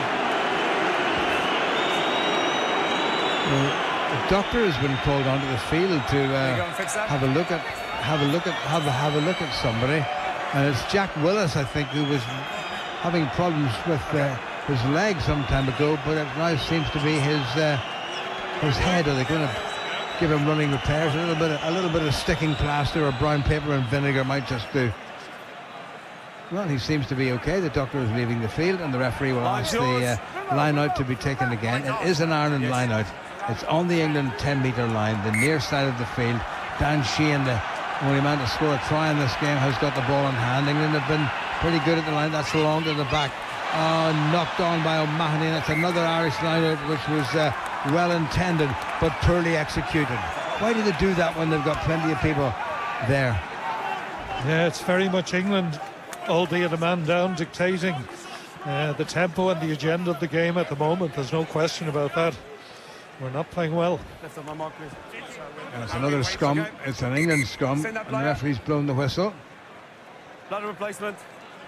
And he said he wants a blood replacement for Jack Willis, who must be bleeding more than the referee's happy with. So Jack Willis is going to leave the field as a blood replacement, and it's all very likely that Ben Curry will come on, wearing number 20 for England. No sign of him coming on at the moment, and Ben Curry is coming on. Stability, we got that now. And Curry, one of the Curry twins. Back to the scrum, same place, England's 10-metre line, directly in front, more or less, of the English posts. And Poorfleet, who's had a very good game, particularly with his kicking. Pops it in. Ireland don't want to concede another penalty. That's a good, solid English scrummage. Van Poortvliet is going to kick again. No, he's not. He's going to give it to Farrell, and he's going to kick. And he does kick right-footed, coming down outside Ireland's 22. Gathered in by the new boy Jimmy O'Brien, who puts the left boot to it. That's a huge kick by O'Brien, but well covered and well gathered in by Farrell, who very rarely runs, kicks a lot of the time. And that's another very good kick. Underneath is James Lowe. He gathers it in, brushes off the first tackle, goes to the ground. Plenty of white jerseys in there for England. Threatening to be offside, Andrew Porter takes it on for Ireland, who are stuck back midway between their 22 and 10 metre line, far side of the field. Last man in for Ireland is Ryan Baird, adding another level to that caterpillar. James Lowe waiting to get it under the right foot, does that, pops it high up into the air toward the far side of the field, the east stand, well gathered in by Watson, who gets up and gets away. And Ireland are not putting the first men down just as quickly as they might wish to. Back on the England side, and Poortvliet waits yet again, and again it's a kicking game. This one doesn't go too far, goes up in the air. Who's underneath it? England are underneath it, and they've pulled the ball in as Curry. First touch sets it up for England, who are looking better by the second, albeit with 14 men. Bruising run by England's second row forward, Dave Ribbons. We've hardly seen him, and again it's a kick down into Ireland's 22, and underneath it is Jemison Gibson Park, and he taps it and takes it quickly, and away he goes. Nothing wrong with that. Moves it wide to James Lowe, and Lowe kicks it. That's a scruffy old kick to Anthony Watson, who comes in field and gets it to his skipper Owen Farrell, who puts right boot to it again. It's kick all the time. Who's going to gather? O'Brien, Sexton goes to gather. Mac Hansen falls on his backside, and he's got himself into trouble, and this could be interesting. And then remember, another England penalty, and they're in the lead as they had been for most of the first half. Back on the Ireland side, here goes Josh van der Fleer, tries to break away, can't afford to give the ball away. Porter's in there quickly, Furlong too, but Ireland stuck in a rut and stuck inside the 22 and finding it impossible to get away. And Sexton kicks a horrible kick, and it goes into touch and gives England a very, very decently placed line out. Problem with Dave Ribbons, I think it might be a contact lens. But what's gone wrong with Ireland, Tony? They're not playing well. No, and they're drained of confidence for whatever reason at the moment. That was a really ropey kick by Sexton, which encapsulated the start of the second half Ireland have had. It's in complete contrast to a week ago in Murrayfield. Amazing, and Ireland obviously with a man more with the numerical advantage. But we're struggling out there at the moment, and the crowd sense it. They are trying to react, they're trying to get the players to lift them, in fairness, but right now the team in green is struggling. Well, a man who made such a difference when he came on last week, Jack Conan, has come on, and Peter O'Mahony is the man to leave. Well, that means that Conan will go to number 8, and Caelan Doris will move to blindside. So, end of another international season for Peter O'Mahony. 6 caps short of the century. Wonderful servant for both Munster and for Ireland, and gets a pat as he leaves. England throw, win the line out well. Now they're driving forward. The Irish pack have got to find an extra 25 or 50% because they're being outplayed at the moment, and England trying to drive around the side, and Gibson Park comes away with it, and he hacks the ball downfield, and that's bounced rather awkwardly, but it's bounced into an Irish hand, and it's been dropped by an Irish hand. It looked as if James Lowe had the ball, and it's been knocked into touch by Ireland, and a little bit of nonsense breaks out, and I'm not surprised it has broken out, because things have been fairly tense out there. James Lowe just smiling and laughing because he knows nobody's going to throw a punch at him. I'm not sure that Andrew Porter appreciates the nuances of that either, but it's going to be a line out, and England have because it was knocked into touch by Ireland, England have the option of a line out or a scrum, and they might just think about the scrum. Referee's having a wee word. Wonderful break by Gibson Park, and the kick was well taken by James Lowe, but he lost it forward into touch under a bit of pressure. England have gone for the scrum. But Gibson Park is, he's one of the few exceptions. The back three, as I said, Hugo Keenan had been going very well as well, but Gibson Park has had a tremendous game so far today. Do we have a long way to go yet? Scrum to England, just inside their 10-metre line, other side of the field, the east stand side, the English right. England playing toward the Havelock square end. Ireland with 16 minutes gone in the second half, leading by 10 points to 9. It was 10-6 at the interval. A third penalty by England skipper Owen Farrell, cutting the gap to a single point. Good England scrum as it has been all day. Only once have Ireland got the better of them. Now they're getting the squeeze on. That's better by Ireland, and the referee has given a penalty against the Irish front row yet again, and England can be well pleased with themselves, and saying that Ireland were coming in at the wrong angle. It might have been on the far side. I'm just looking here to see if it was Andrew Porter. Andrew Porter dipped down. He was under a bit of pressure from Kyle Sinclair, but he dipped down, and England have the chance now to get deep into Irish territory. Things are not going to plan, Tony. No, by any means. English tails are certainly up. And there's another good kick where just inside the 10-metre line. In the Ireland half, England's throw. It was taken by the left-footed Henry Slade, who's a very good auxiliary kicker. And Ireland right at the line out. England not in any rush, just coming handling up. Maro Itoje is in there, and across comes Jamie George. There's a line out just outside the Ireland 10-metre line. Ireland take 2 men out of the line out. Ball back on the English side. Dombrandt makes a bit of ground up that far touchline. Real bit of urgency now about England's play, and again they keep it short and keep it tight, and the English pack starting to outplay the men in green, who won themselves a penalty at the breakdown, and England make a rare mistake, and again unpleasantries break out, and the referee has kept the hand up for the penalty. England misbehaving on the ground, and Ireland will get a chance to clear their lines, and one hopes that Johnny Sexton's kick was better than the last one. It was well taken in by Dombrandt, who was well taken down by Andrew Porter, and Ireland got a man in there over the ball and very nearly pinched it, but England infringed, and it was Ryan Baird who was then doing a good bit of grafting. How much do you think, Tony, of Ireland miss Ian Henderson's presence in the second row? How much, Islander? Have they missed Ian Henderson? Oh, without a doubt. We're missing, and it's a horrible expression, I know, in the modern game, but we're missing the grunt. It's just not out there, and for whatever reason. And O'Mahony's gone off now, and that's something he brings, the fire in the belly as well. We've had a few little scuffles. Hopefully that will stoke the fire a little bit. But really, at this point in time, it's very worrying. Well, coming up to the end of the third quarter, Ireland still leading, but they've taken off one of their talismanic players over the past few seasons, Tadhg Furlong, and Ireland have brought on Tom O'Toole for another Six Nations replacement. Henry Arundel has left the field. Joe Marchant is on for England, wearing number 23. Ireland have won the line out. They're driving over the England 10-metre line, far side of the field, just in from the far touchline. That's a good drive by Ireland. Referee still happy. Johnny Sexton kicks right-footed, but there's nobody anywhere near the ball. Here comes Hansen. This could bounce awkwardly for England. It has bounced awkwardly for England, and the Englishman who gathered the ball has been hurtled across the try line. Ireland desperate now to get this one turned over. They don't want to make it a goal line 22, but it's not. It's going to be a 5-metre scrum for Ireland, and what a moment for Tom O'Toole, the most important scrum of his albeit embryonic career. That was a superb tactical kick by Sexton, right in the corner, putting England under immense pressure, as was the follow-up. And as you say, a huge scrum coming now for Tom O'Toole, and indeed all 8 Irish forwards.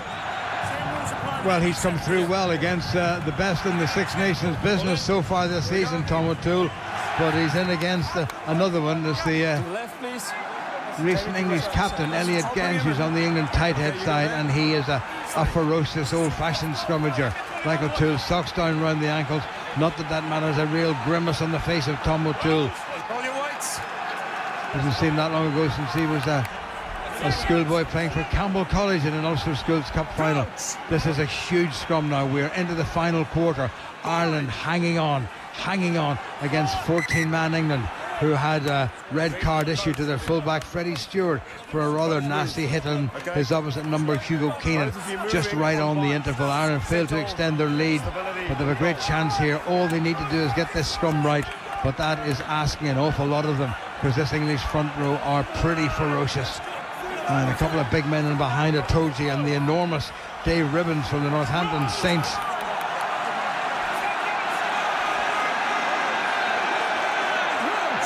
Second half of the game, 10 to Ireland, 9 to England. scrum 5 metres from the English line and about 7 in from the near touchline. Ireland's right, in it goes. That's not a bad scrum by O'Toole. Play on with the record. Here goes Bundyaki, puts the head down. Well stopped by England. Good defending by the men in white. Referee is going to hand out for an English penalty against England, who were offside. Here goes Aki again. Oh, nicely done. Robbie Henshaw took the pass from Bundyaki and has hurtled over for Ireland's second try. It's been a long time coming, and we knew the pressure had to tell, and my word, it did tell. Yeah, by sheer dint of numbers, with the pressure Ireland were exerting on the line, it had to come. And I'm delighted for Robbie Henshaw, who's had a most frustrating time in recent this season with injury. Fabulous try, vital. Still a long way to go, but that was a big score in the context of everything that's on offer here today, as is this kick coming up now from Sexton, wide on the right. Two clever little passes, the first from Gibson Park and the second from Bundyaki, who had a wee adjustment and just put enough weight on the ball, but the angle that Robbie Henshaw ran was too much for England's front row forwards. Wonderful try, a little bit of daylight now. However, if this conversion doesn't go over, a converted try would still give England the game, and we must stop being pessimistic, but we've got to be realistic and we've got to be pragmatic, because that's what happens in international rugby, or any level of rugby. And those who were like me, lucky enough to watch the Ulster Schools Cup final yesterday, when RBI scored a try with 4 minutes of added on time, it was a remarkable try. And this today by Robbie Henshaw has been another remarkable try.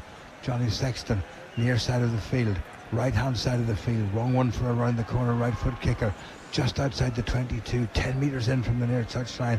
The Irish right, kicking towards the Lansdowne road end, needs to angle that. Oh my word, is there anybody judges the win better in modern rugby kicking than Johnny Sexton? That is a big conversion. 2 huge points, 17 minutes to go. Ireland 17 points and England 9.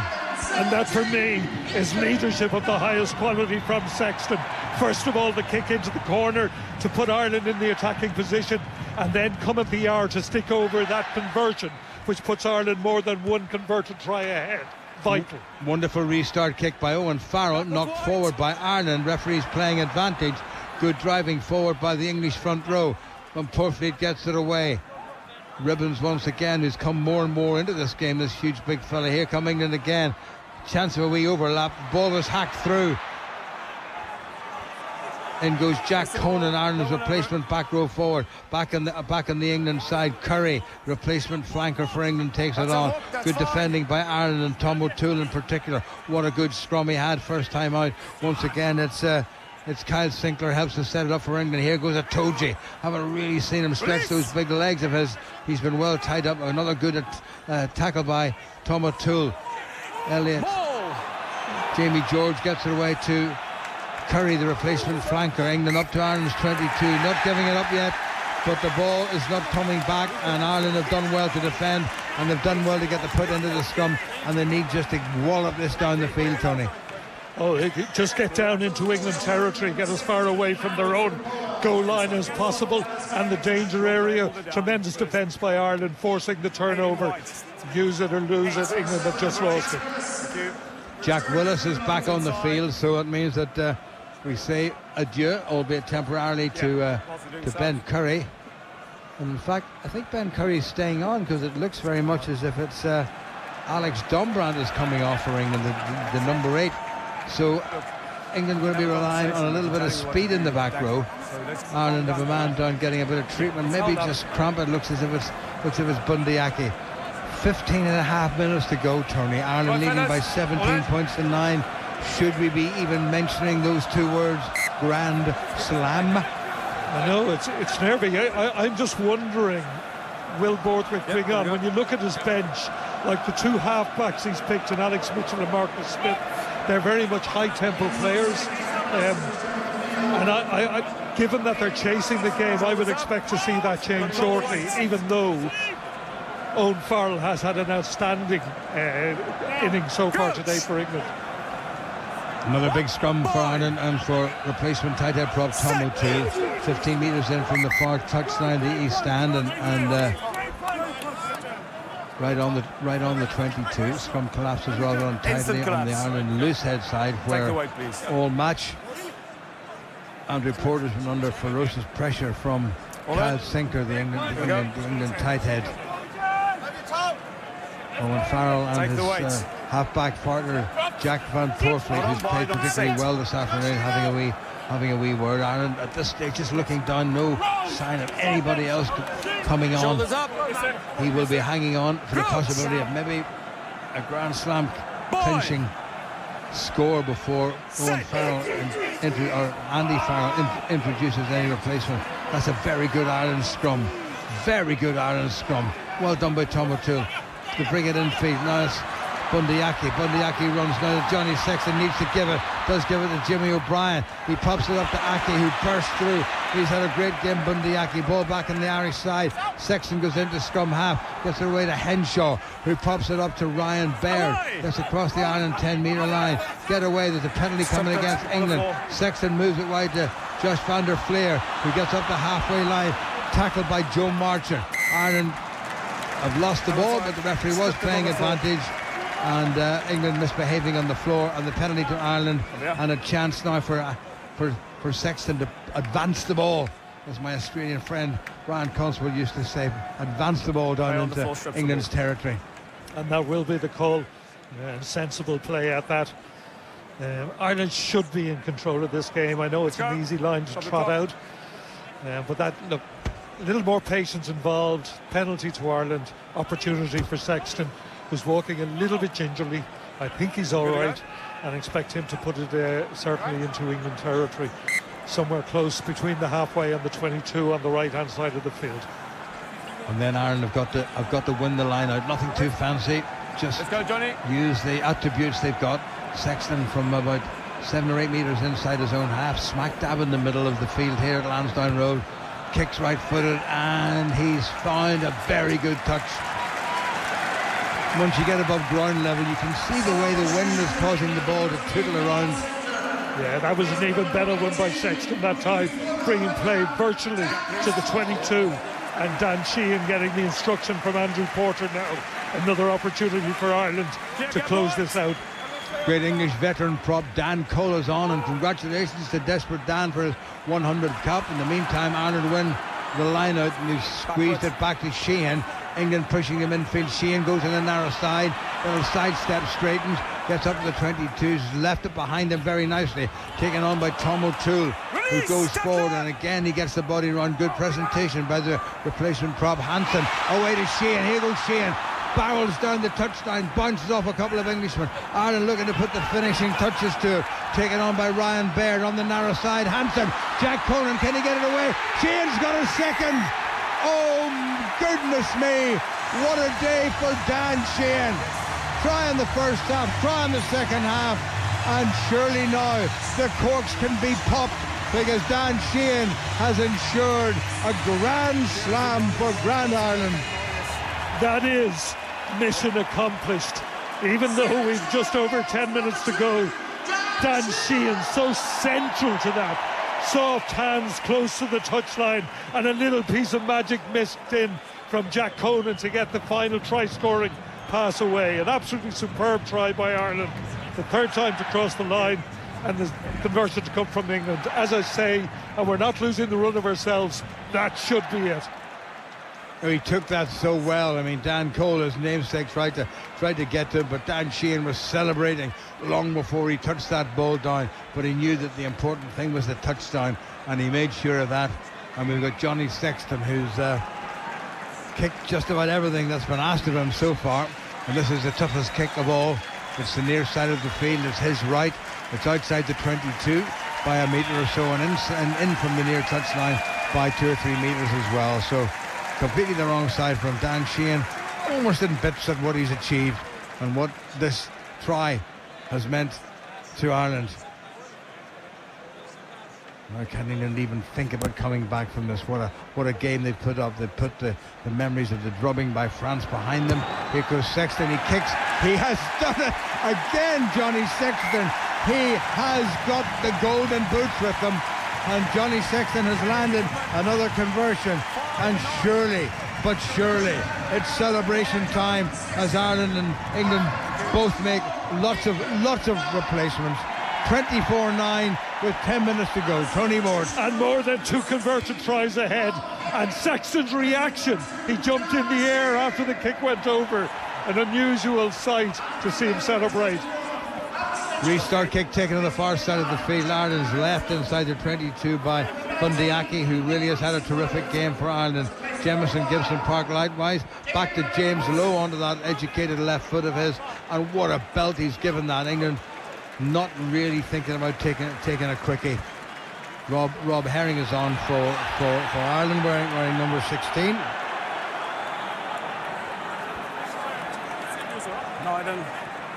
Standing at the back of the Irish line. England 2 have made, I think, a couple of other changes. They've replaced their scrum half. Alex Mitchell is on, I believe. We'll take out time. We've got a player down now. Johnny Sexton having a little contest with Joe Marchant.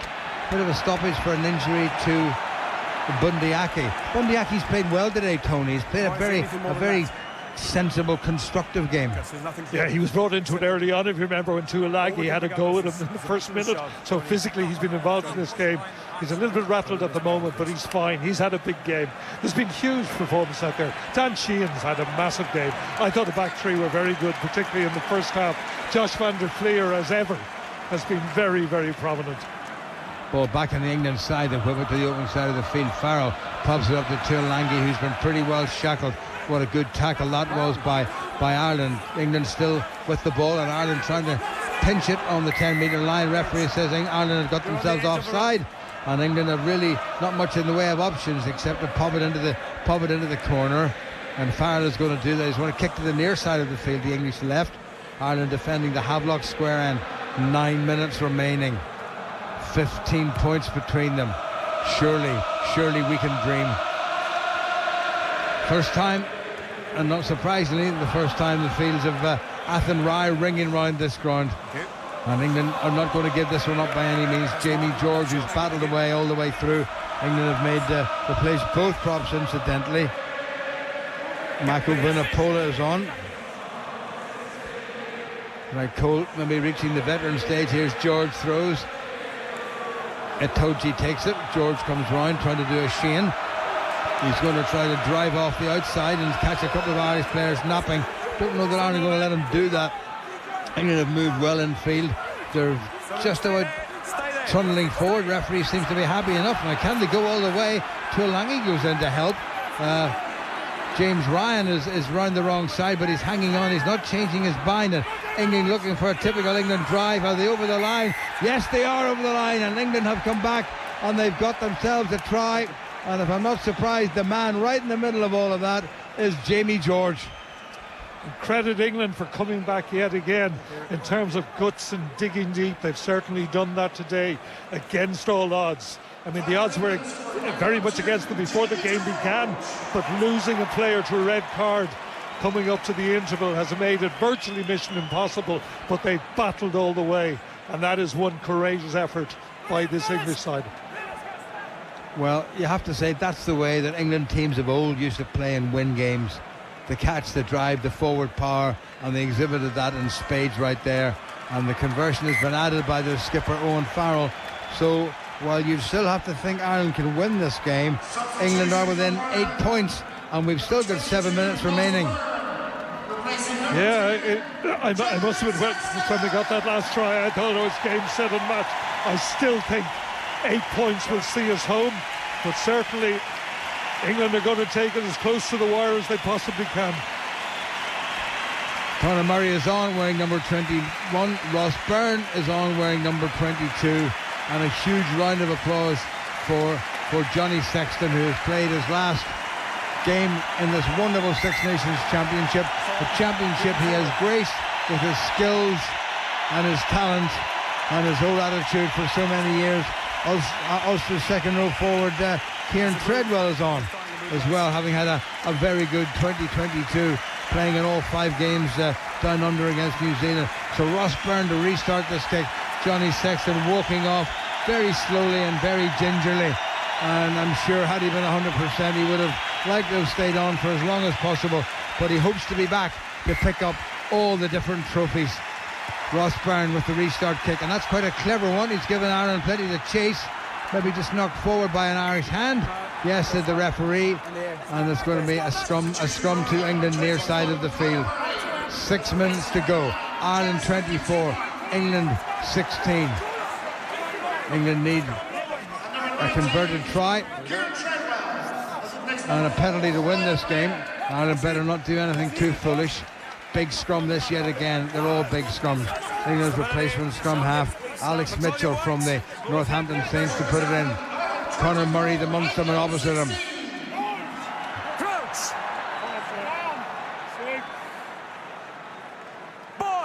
Last scrum, perhaps. Well, maybe not the last scrum, but one of the very final set pieces of this fascinating game. A game which, well, it wasn't the best performance from Ireland, and all the way through, apart from that little purple patch where second half tries by Robbie Henshaw, and then within a couple of minutes Dan Sheehan's second made all the difference. All the difference that was made. Once again, it's the scrum, and once again, it's England's replacement scrum half, Alex Mitchell. England with the scrum just about midway between their 22 on the Ireland 10-metre line, the near side of the field. Bind. Set. Michael Piper saying bind and then set. Now what can Tom O'Toole do against Vunipola? He's done really well. Picked up and driven off the back by Ludlam. He's been pretty quiet. Runs into Conor Murray. Ireland trying to pinch the ball, and they haven't done it. Here comes a Toji. Crowd complaining about something that they didn't particularly like, maybe an offside, but England has still got the ball, but they're still inside their own territory. And Mitchell, referee, saying, well, I stopped the game, and something has been brought to his attention. You may well have heard the referee saying that, will I stop the game, and something untoward has gone on, and I'm not altogether sure, Tony, what it is. We're reviewing. I missed it too. I didn't see, but must be a bit of, I think there might be a bit of foul play, but the referee, I think, as I said, stop the game. And he's going over to his assistant on the far side of the field. And both assistants are coming in, Ben O'Keefe and Pierre Brousset. Here we go, Jakob. So look at the actions of 7 White. Okay, so left some. Jack Willis has done something that they don't like. He's got... There's another play involved there. That's an illegal tackle. He's picked up Ross Byrne, lifted him above the horizontal, and has not brought him down with any due care or diligence. In fact, he was far from that. Picked him up, and he falls over the other player. Turned him up and turned him over, and that's going to be a yellow card. I would say red. I think that's a stonewall red. Now, his arms may have protected him, but again, the intent was there. And nasty. You're probably right. He'd probably go yellow, but I think there'll be no complaint that that's a red. Okay, just a moment. Thank you. We don't need you. It's a clear lift. Well, I think James Ryan has... Don't bring him down safely. It's a yellow card. James Ryan's taken over as Ireland's captain, and Jack Willis has got himself a yellow card for that rather silly and unnecessary illegal tackle on Ireland's replacement outside half, Ross Byrne. And it is going to be Ross Byrne, who is none the worse for his ordeal. Is going to pop it into the touch. The great Cian Healy has come on for Ireland to win his 123rd cap. Ross Byrne puts it quite beautifully into the corner, and not surprisingly, the Guinness Six Nations player of the match is the Ireland hooker Dan Sheehan, who's getting walloped and pounded and thumped by his teammates, and Sir Willie Bennett's in there as well. Ireland throw to the ball at the back. Wonderful take. Here they go again. Can they put the tin hat on this? Can they put the cherry on the icing in the top of the cake? Rob Herring goes to the line. Oh, he's got it, Rob Herring. It's a hooker's day. 2 for Sheehan, 1 for Herring, and Ireland's number 2s mean that Ireland are number 1. The cherry on the icing on the cake. That's applied by Rob Herring.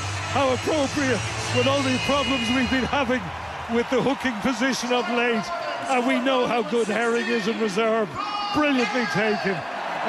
That said, England down to 13 players, a needless yellow card, but absolutely maximised by Ireland and by Herring. And that now is game, set and match and Grand Slam. He rode the first tackle I think it was of the replacement back row forward Curry, and then stretched right on the white line, to the delight of everybody involved with Irish rugby. Should we have doubted? Yes, we should. The England performance meant that Ireland were never going to win this one without a huge effort, and they have put in a huge effort, and the final quarter of this game has shown that wonderful effort. Robbie Henshaw with a try, Dan Sheehan with a second, and then Rob Herring with a third. And those 3 tries in the final quarter, with England playing for the entire second half with 14 men following the red card given against their fullback Freddie Stewart. And Ireland have just about done this. Well, Johnny Sexton has landed them all from difficult angles. Can his replacement, who's played very well both for Leinster and for Anne Ross Byrne, do the same? He's got it in, has he? Not quite. Not quite. So no conversion. Ireland 29, England 16. We talked about opening the bubbly, Tony. Go and get it. We talked about opening the bubbly. Go and get the bubbly. Yeah, no, absolutely. I felt sorry, I have to say. I mean, imagine having to follow Sexton's kick from the same position with such a nearing accuracy. A difficult one, to be fair, for Ross Byrne. Well, England now down to 13 men. Jack Willis having been yellow carded to add to Freddie Stewart's red card. Ireland have taken the ball from the restart, and they've brought it infield in their own 22. Back to James Lowe onto that left foot of his, and he's given that an awful wallop, and that's found a very decent touch in the far side of the field. It will be an English line out, but it's England back inside their own half, and we have about a minute and a few seconds remaining. It looked a bit iffy at the interval, 10-6 to Ireland, and then when England came back to 10-9, we thought, oh dear, but Ireland kicked on, and apart from a Jamie George try converted by Farrell, the second half, certainly on the scoreboard, has been all Ireland, but England have played a wonderful part in what has been a wonderful occasion. There's an injury down in the far side, I think, to an Irish player. It might well be Keelan Doris, I think, who's down injured. I don't know who Ireland have still got to bring on. The answer is nobody in terms of forwards, and they've brought everybody on, so they might have to finish this game with 14 men. Doris went in. I think he's got himself caught in a rather nasty tackle there, and he is going to be leaving the field. So Ireland will leave the field with 14 men. England have got 13 men.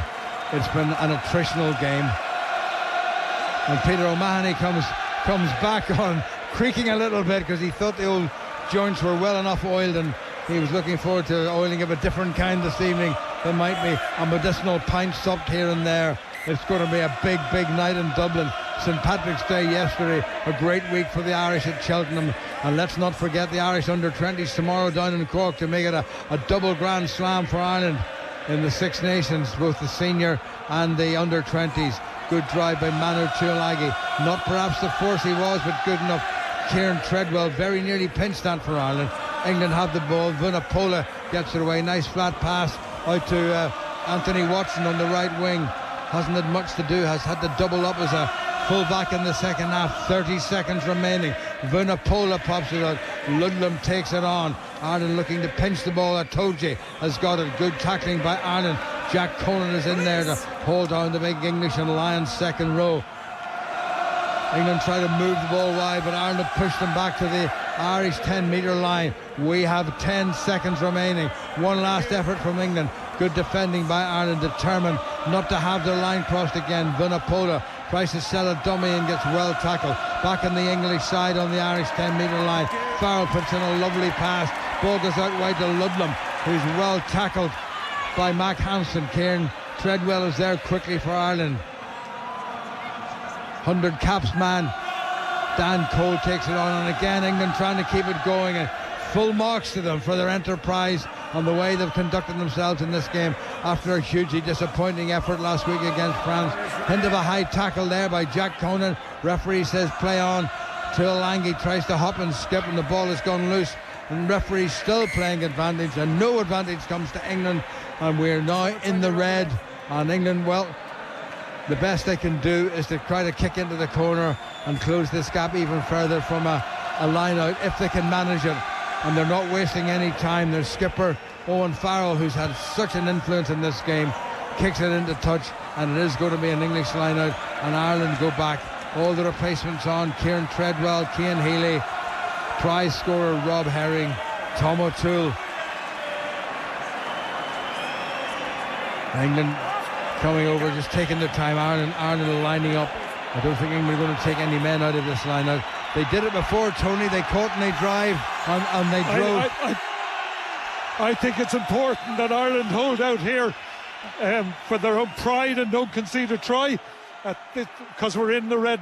We're in the red numbers. Jamie George, 5 metres from the Irish line, well taken in by England. Here they go again, looking for try number 2.